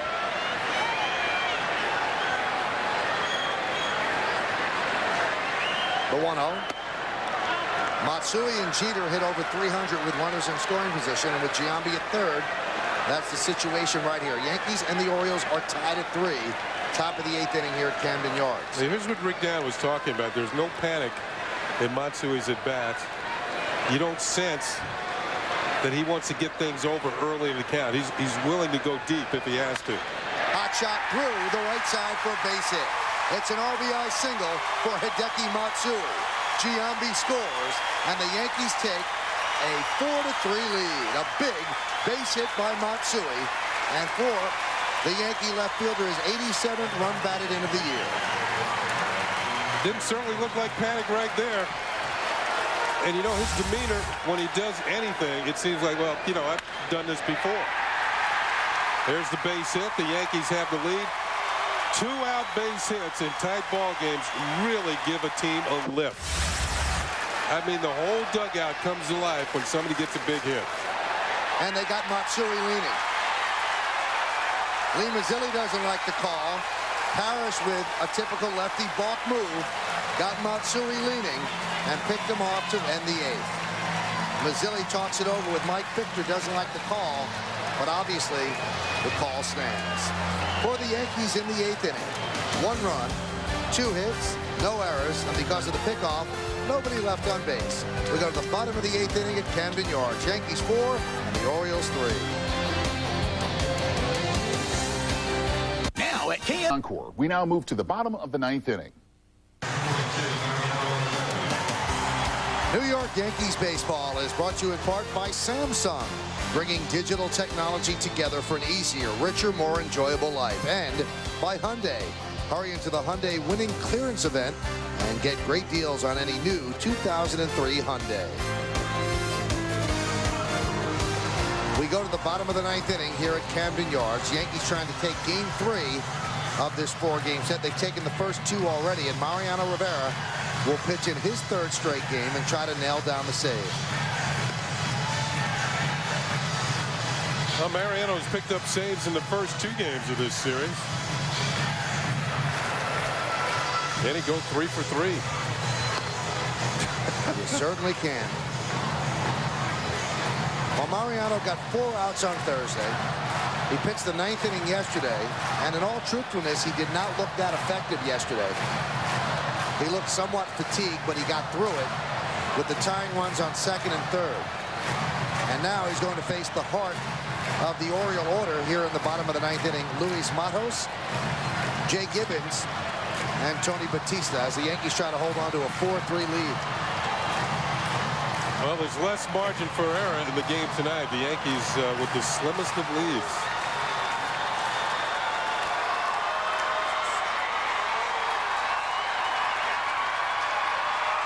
Flaherty's been the offensive hero. Now he wants to call the right pitches here in the bottom of the 9th. Well, he called the right ones for Antonio Osuna, who did a pretty good job out of the bullpen tonight. Hideki Matsui has the go-ahead RBI with a single through the right side.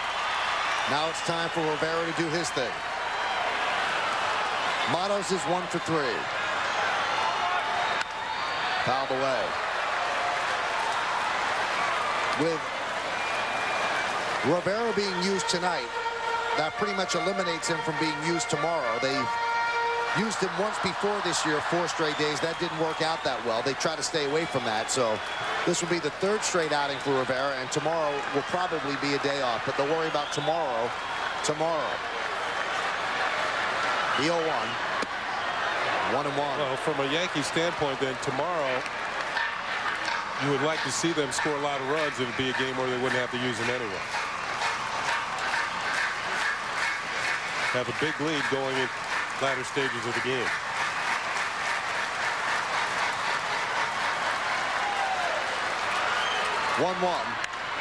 That one's hit deep to left field. Going back, Matsui looking up. See ya! A game-tying home run for Luis Matos. And the game is knotted at 4.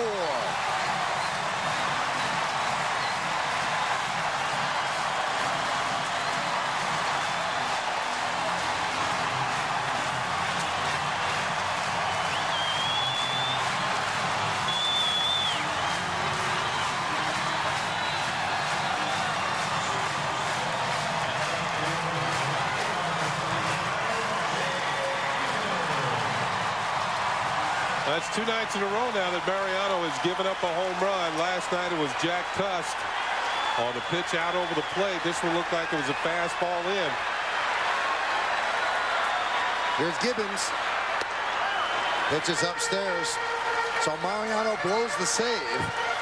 And now he's going to hope for extra innings.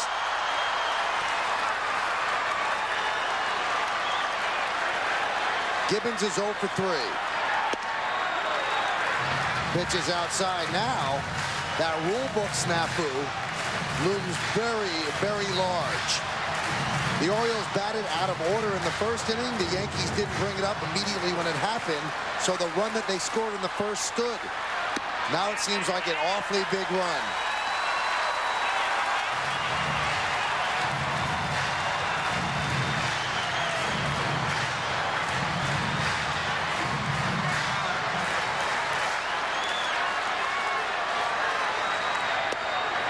And there's a strike on the 3-0.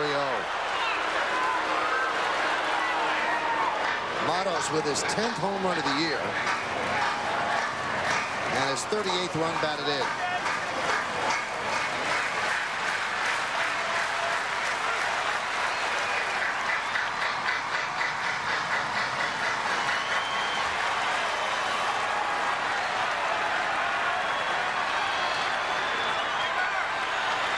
The 3-1 to Gibbons. Slice, foul. Just missed the double down the third base line.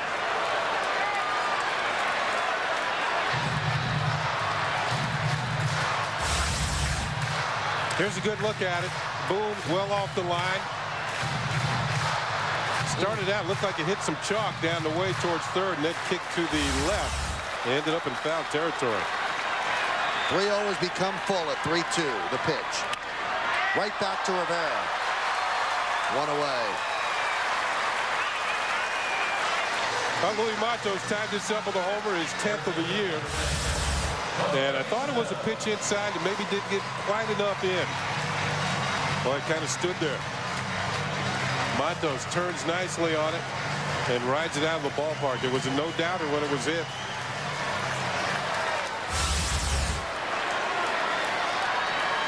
That young man is starting to become a player in this league.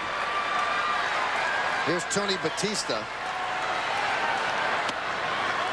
And that pitch is outside. Batista had the sac fly to center field in the first inning when he batted out of order. And that is a run that would have been erased if it was brought up at that time. Right now it's 4-4. Bottom of the 9th inning. Foul back.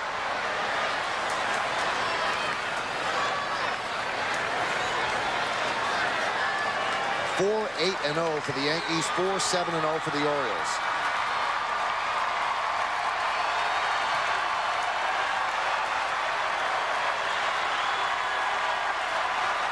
Batista 0 for 2. Chases a pitch out of the strike zone in the count 1-2. Batista is 5 for 15 lifetime against Mariano.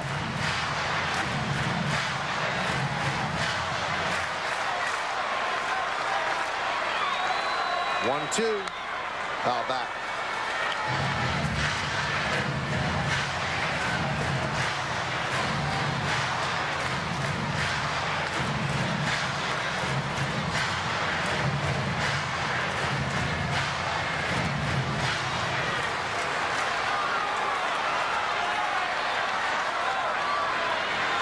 He struck him out.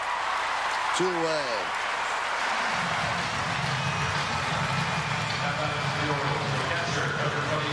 Looks like Mariano is rallying after giving up the home run. Makes a nice cutter here. Nice breaking ball.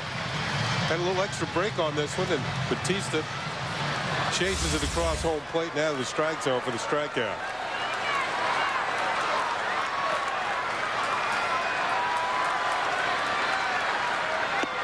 Fordyce takes a strike on the outside corner, 0-1. Fordyce 1 for 3 tonight. The one, a home run in the 4th inning, his 5th of the year.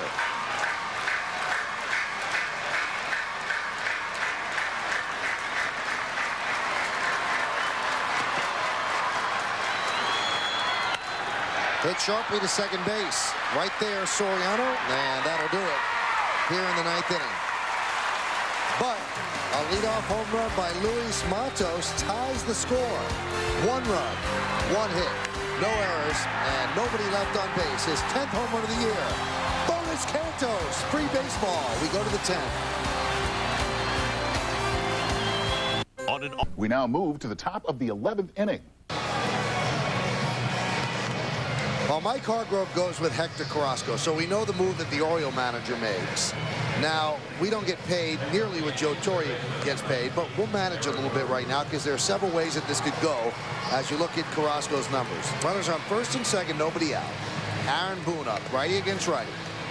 Now, do you bunt him? That's the first question, Kenny. Do you have him sacrifice? I think you do. I think he's an excellent bunter from what we've seen. You know, B.J. Ryan opened a door by walking 2 batters, walked Bernie Williams, and somehow he walked Hideki Matsui with an 0-2 count. And then he walked him.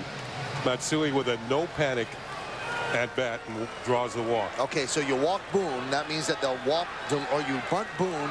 First base will be open. That means they intentionally walk DeLucci. Flaherty's up, or they could send up Jorge Posada to pinch hit. So a couple of maneuvers for Joe Torre. Let's see what he does with Boone, who's been swinging a hot bat. Orioles are expecting the bunt with Batista coming in at third. And they try to pick off Bernie, and a good throw they might have had him. They had the wheel play on to distract Bernie. The shortstop darted toward third. Batista came in, and Robert snuck in behind Bernie at second.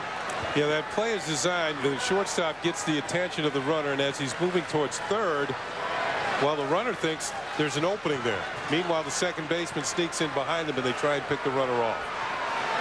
Not a bad play if Carrasco makes a good throw. Bernie, I believe he still would have been safe, but it would have been a closer play. Here's what we're talking about. Shortstop goes, the runner thinks it's open. and he can get a bigger lead. It's not really true. Heads up base running by Bernie there. And Boone bunts. They have one play. It's at first. They make it. The sacrifice successful. 3-4. So Boone lays down a beauty. That was an excellent bunt. Great technique. Deadened the ball nicely. Moves the runners up. And now Joe Torre makes yet another move. There's the bunt by Boone. Only one play for Leone. He looks at third. Roberts covers it first. Sacrifice goes 3-4 on your scorecard. Now Joe's going to send up Ruben Sierra. I'm not quite sure why the move is being made, because DeLucci is a left-handed hitter. They're probably going to walk this guy anyway, and they would have walked DeLucci without burning Sierra. So why was this move made? Unless they don't think that they would have walked DeLucci intentionally. So Sierra pinch hits for DeLucci, and they will intentionally walk him.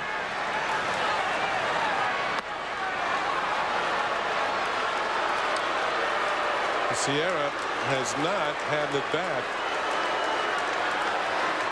against Carrasco, but neither has DeLucci. I don't quite understand that one. Obviously, no harm, no foul, other than the fact that you lose a batter off the bench that you might need later if the game goes longer. But I'm sure Susan Waldman will find out in the postgame, the Nissan postgame immediately following the game. So Ruben Sierra intentionally walked to load the bases. And now, as we thought, Jorge Posada is going to pinch hit for Flaherty, and another move by Torre. Kareem Garcia will pinch run for Ruben Sierra. Well, what this tells you is that Joe's going for the win right here. DeLucci runs for Sierra, who would have not gone to right field. It's going to be Garcia who will go out to right field, and he gives him a chance to get loose by putting him on the bases.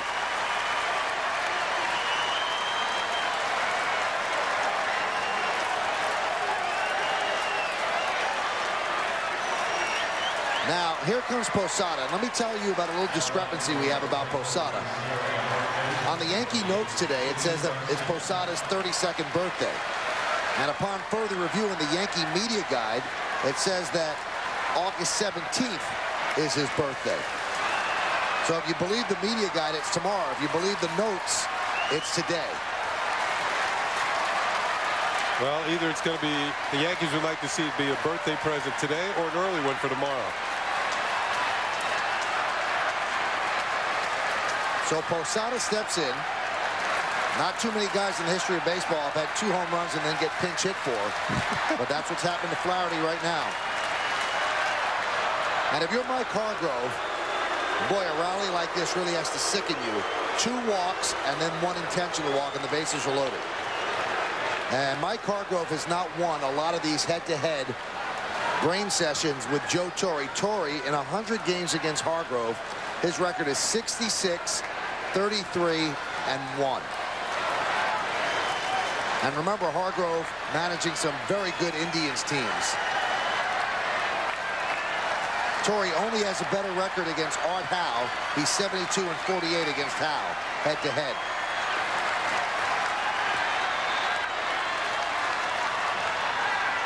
And the pitch. High. Posada against Carrasco, 1 for 7. Yankees and the Orioles are tied at 4, top of the 11th. Good speed at third base, and Bernie Williams in case of a fly ball, medium depth to the outfield. Line drive down the right field line, foul. Gibbons has a good arm in right. Matos, a moderate arm in center, and the same thing with Bigby over in left.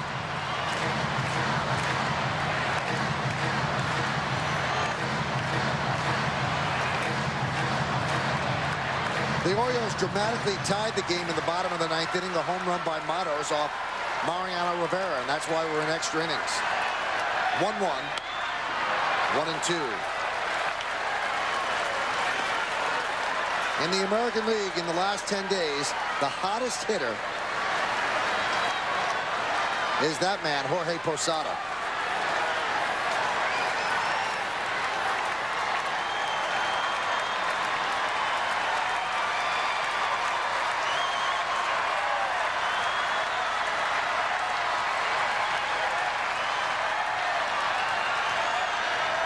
One-two upstairs. Specifically, Posada has hit .472 in the last 10 days. And that's about 30 points more than Vernon Wells. Actually, 25 exactly. Vernon Wells of the Blue Jays. Posada on the road trip is 12 for 24. That's 500. And the 2-2. Fights it off and fouls it back. Not an easy thing to do coming off the bench and face a guy throwing as hard as Carrasco is throwing. And Posada is used to playing every single day and every single inning, so coming off cold is a new experience. But the more he fouls off, the better chance he has. As a pinch hitter, Posada is 2 for 4 this year with 2 RBIs.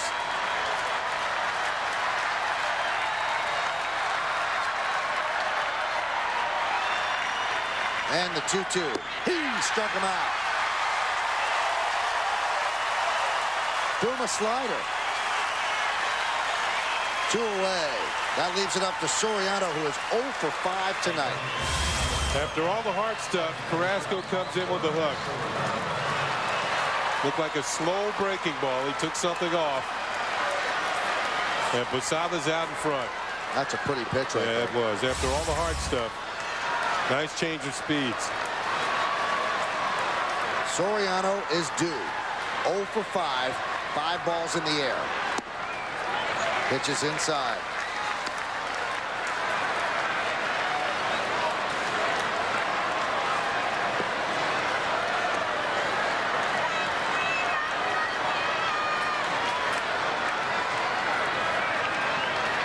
And the 1-0.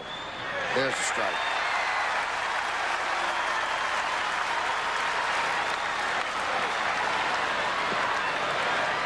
Yankees 1 for 5 tonight with runners in scoring position.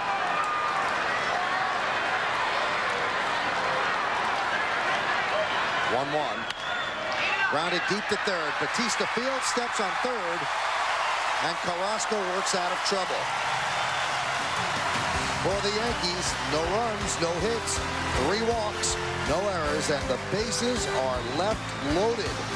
We go to the bottom of the 11th inning here at Camden Yards. It's the Yankees 4 and the Orioles 4. The Mike and Encore. We now move to the top of the 12th inning. Tomorrow afternoon on Yes, Derek Jeter and the Yankees battle the Orioles as they finish the 4-game series here in Baltimore. Complete coverage begins at 1 o'clock with Fred Hickman and the Yankees pregame. Then join Michael Kay and me as we call the action beginning at 1:30. Yankees versus Orioles tomorrow afternoon starting at 1 o'clock. And you can catch it right here on Yes. Hector Carrasco still in there. He'll start off with Nick Johnson here in the 12th. And the pitch is low.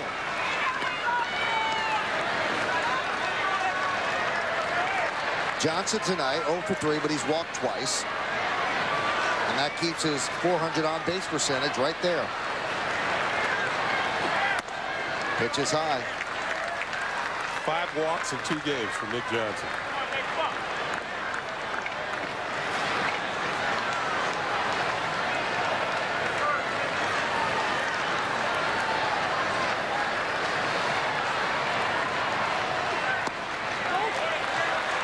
Might be 6 real soon. Woo. He can eyeball.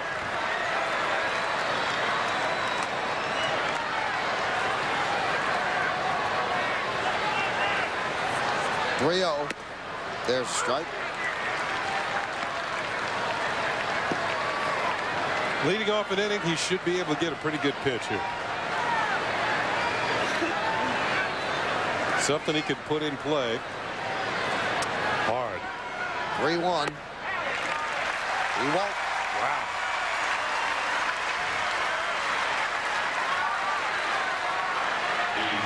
Second consecutive inning, the Yankees have gotten that leadoff walk. Well, the bullpen was supposed to be a strength for Mike Hargrove this year. It has certainly not worked out that way. It has been a liability. And now they're guarding against the bunt with Jeter at the plate, although there's no guarantee that Jeter would bunt, because if Jeter bunts, you lose Giambi. With first base open, they'd walk Giambi. And you got Bernie Williams and Matsui to get the job done. Let's see what happens here. He does square to bunt and bunts it straight up in the air, but foul. Untouched. Derek's usually pretty reliable when it comes to bunting. Joe Torre has already given a sign to Willie Randolph for this next pitch. Let's see where the pitch was. The target's low and in, but it's up higher, and that's why Derek can't get on top of it.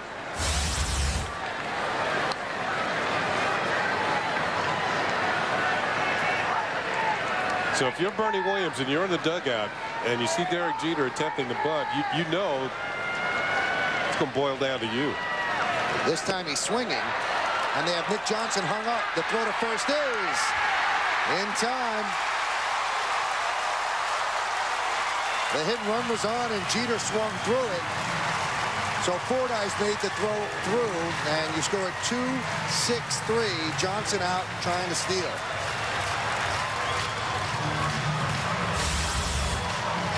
Well, going for the ball of wax instead of the bunt. Jeter swings through a fastball, and here's Nick Johnson about halfway to second. Borbon's throw is in time as Leon will make the tag. Nick out there with nowhere to go, but trying to retrace his steps, and they get him. That's pretty good base running by Nick Johnson to make it as close as he did, because he would have been out by plenty at second. And the count 1-2.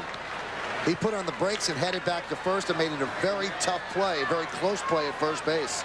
So Jeter doesn't get the bunt down on the first pitch and doesn't put the second one in play to protect Nick Johnson.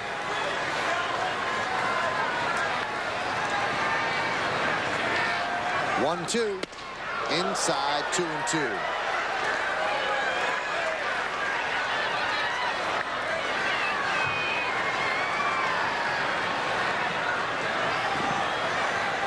Giambi waits on deck.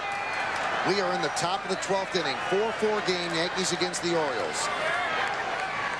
And the 2-2. Popped him up behind the plate, out of play.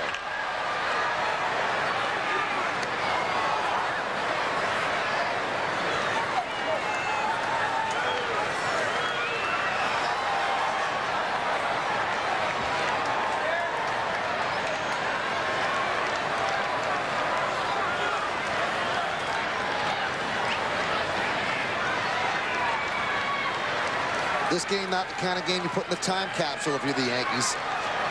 Just like to move on to tomorrow. They'd like to get a win out of it, though. And Jeter's worked the count full at 3-2. Carrasco thought he had strike three. That was similar to the pitch on which he struck out Jorge Posada. After all the hard stuff, he comes in with the slower breaking ball. This one's called for low.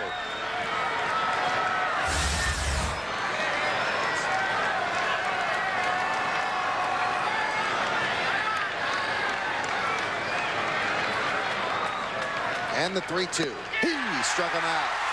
Fastball low and inside. 2 away. That might have been ball 4. Jeter 1 for 6 tonight.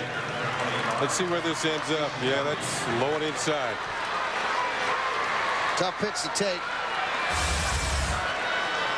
Had some darting action down and in at the last moment. Jeter started to offer before it moved and then swung over the top.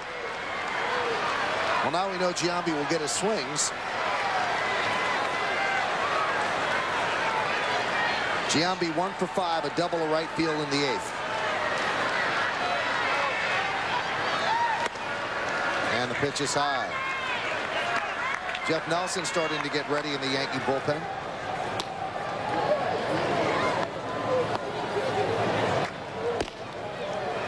That's not warming with any urgency. That's if Hammond gets into any trouble. That one's hit deep to center field. Going back, Matos on the track at the wall. See ya!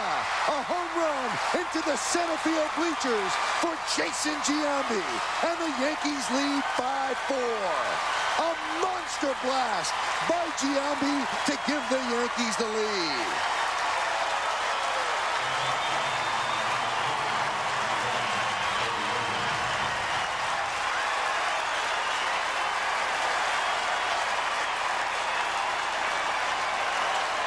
That's his 35th home run of the year and his 93rd ribby.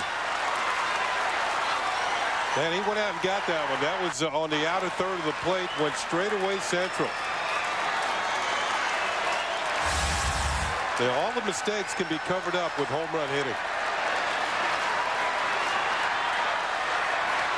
Here's Bernie Williams, and there's a strike.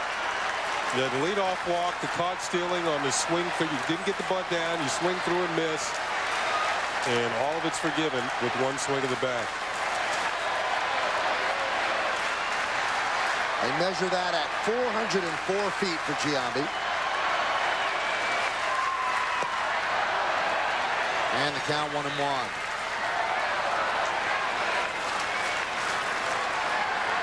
Giambi's having a heck of a year when you consider how poorly he started. He has really picked up the pace, leading the American League in home runs. Missed outside, 2-1.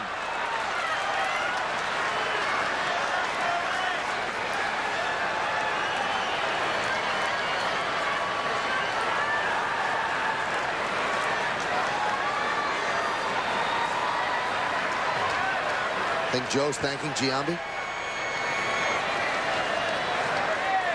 2-1. Foul the other way. Well, when you think about it, Michael, Derek gets the bunt down. Giambi doesn't get to hit this inning. And that's the reason why. Matos, he gets the last look.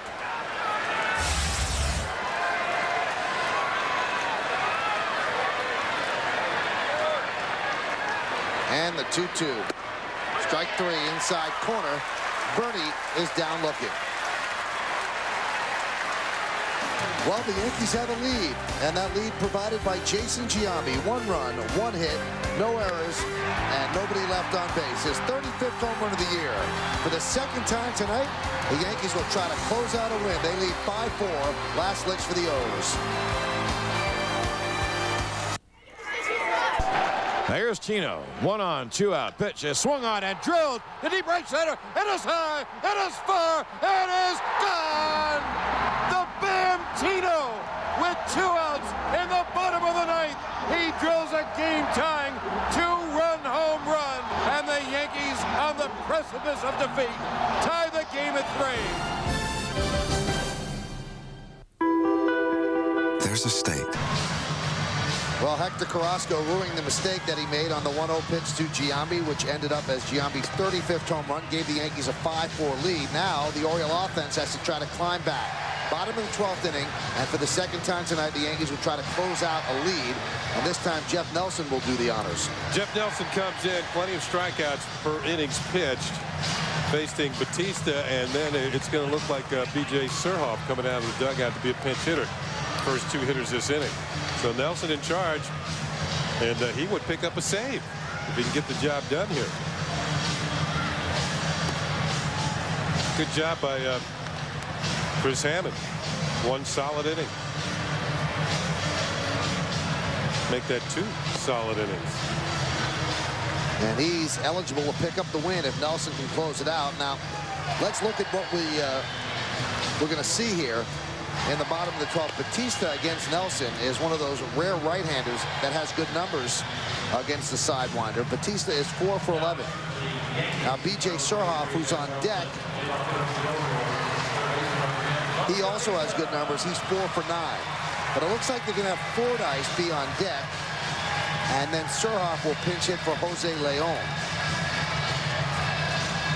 And Fordyce is 0 for 4 against Nelson. So there you have what might present itself in this inning. First off, let's look at Batista against Nelson. Again, Batista comes in 4 for 11 against the Yankee right-hander. 0 for 3 tonight with a sac fly. Outside, ball 1.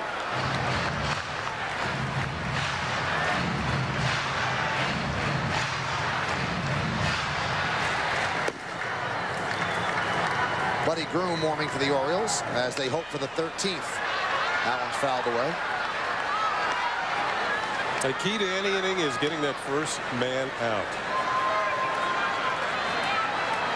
You get him, somebody gets on, then a double play can get you out of an inning.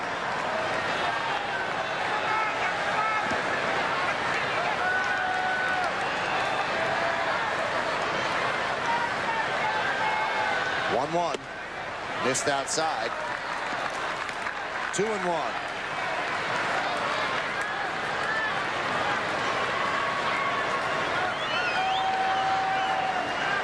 Yankees have used 5 pitchers tonight. Sterling Hitchcock gave them 6 innings in an emergency start. That one is lined to left. Right there is Matsui. 1 away. So Batista hit it right on the screws, but Matsui right there. Well, you mentioned Batista, one of those rare right-handed hitters that hits well against Nelson. I think it's because Batista likes the ball out over the plate. And Nelson, he likes to keep it away from the righties. 2 balls and no strikes as he falls behind. There it is away. Hits it hard. But Matsui's standing there. He's been a left-handed left fielder out there for over 100 years. Now Surhoff is going to pinch hit for Fordyce. Fordyce had a home run earlier in the game. 1 for 4.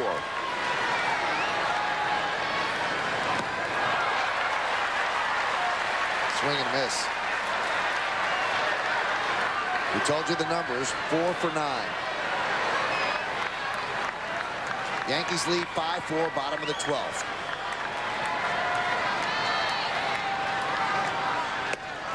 Strike right down the middle, 0-2. A nice sweeping breaking ball.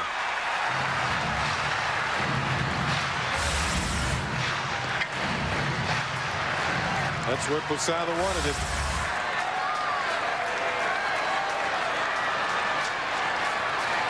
The 0-2. Strike 3 inside corner. Surhoff down looking. Nelson 1 out away from nailing this one down. And that 1 out will have to come against Jack Cust, pinch hitting for Jose Leon. Well, he made quick work as Surhoff. He swung at a bad pitch, then painted with a breaking ball, and then painted the inside corner with a fastball.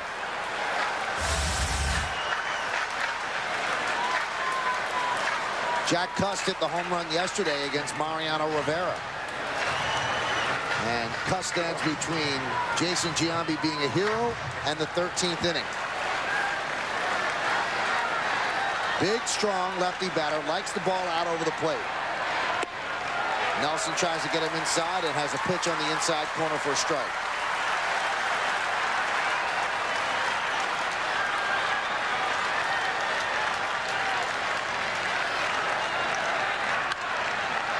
Foul back, 0-2. Yeah, that's the danger area right there. And you notice the pitch that he hits is out over here some. Yeah, right there and up. Hit it to deep left center. He's got a quick stroke. And that last pitch to Cust was somewhat dangerous. He was out over the plate. Fortunately for Jeff Nelson and the Yankees, it had enough velocity that he couldn't get around on it. Most of the crowd standing, cheering for the Yankees. That's how many Yankee fans are in this ballpark. The 0-2. Upstairs, 1-2. It really is amazing how many people are rooting for the Yankees right now. A sellout crowd, and I'd say 3/4 of the crowd are Yankee fans. And the 1-2. Missed outside, count even at 2-2. Larry Bigby is on deck.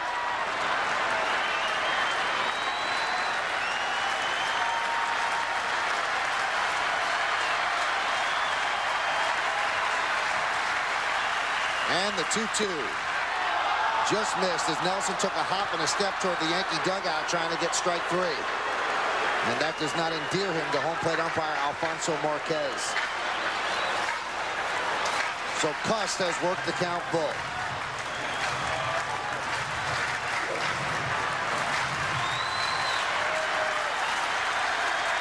And the 3-2. He walked him. The Orioles are still alive.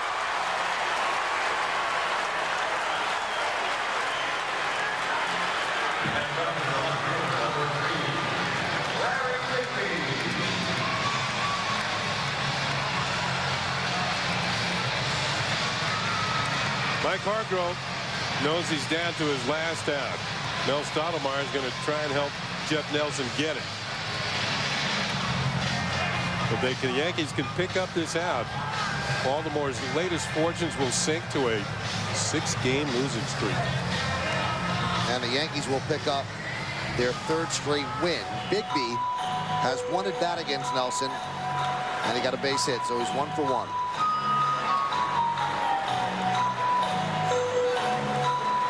Not too many maneuvers for Mike Hargrove. Cust does not have great speed, and in all likelihood, he would not be able to score from first on an extra base hit.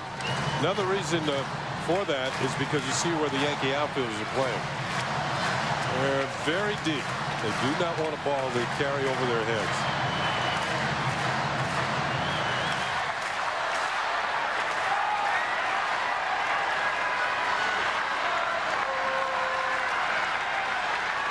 And the pitch to Bigby. Inside, 1-0.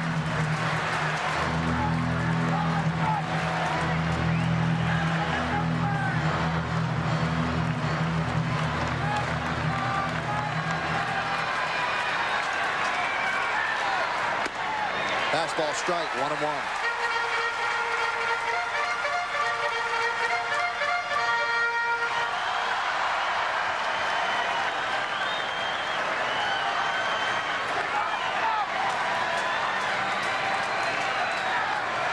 And the 1-1. A strike on the outside corner, 1-2. Jumping ahead with 2 quick fastball strikes. Again, the Yankees are 1 strike away.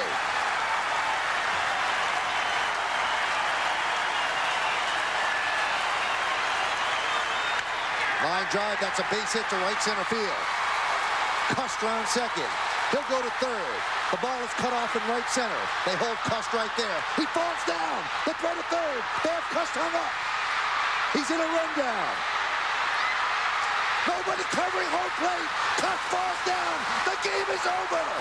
Oh my, what an ending. And the Yankees win 5-4. A game like this had to end like that. Oh my goodness.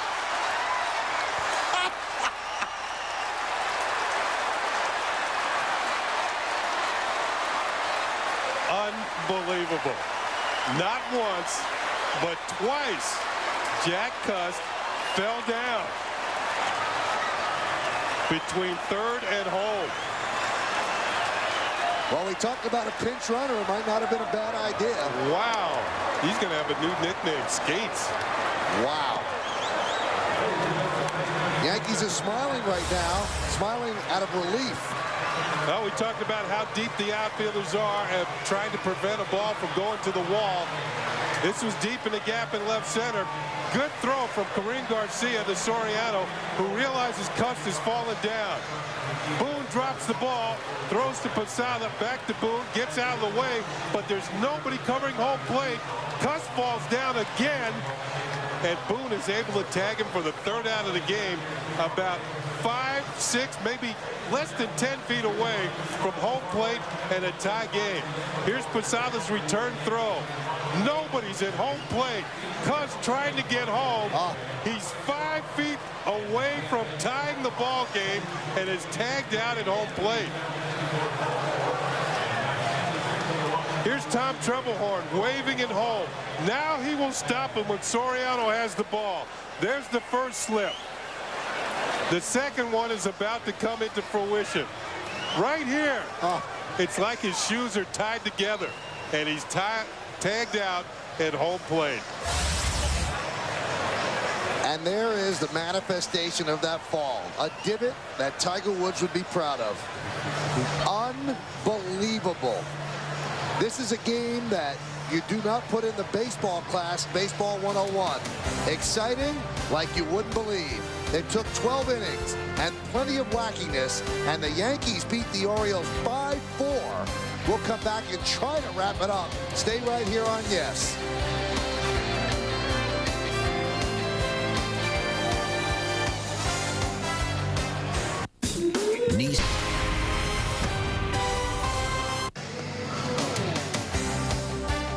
Well, this had everything, and I mean everything. Big home runs, some clutch pitching, some bad pitching, some rule book malfeasance, And the tying run, not scoring because the runner fell down with nobody at home plate. Unbelievable. 12 innings, Yankees beat the Orioles 5-4. You're watching New York Yankees Encore on the Yes Network. Once again, our final score in 12, Yankees 5 and the Orioles 4.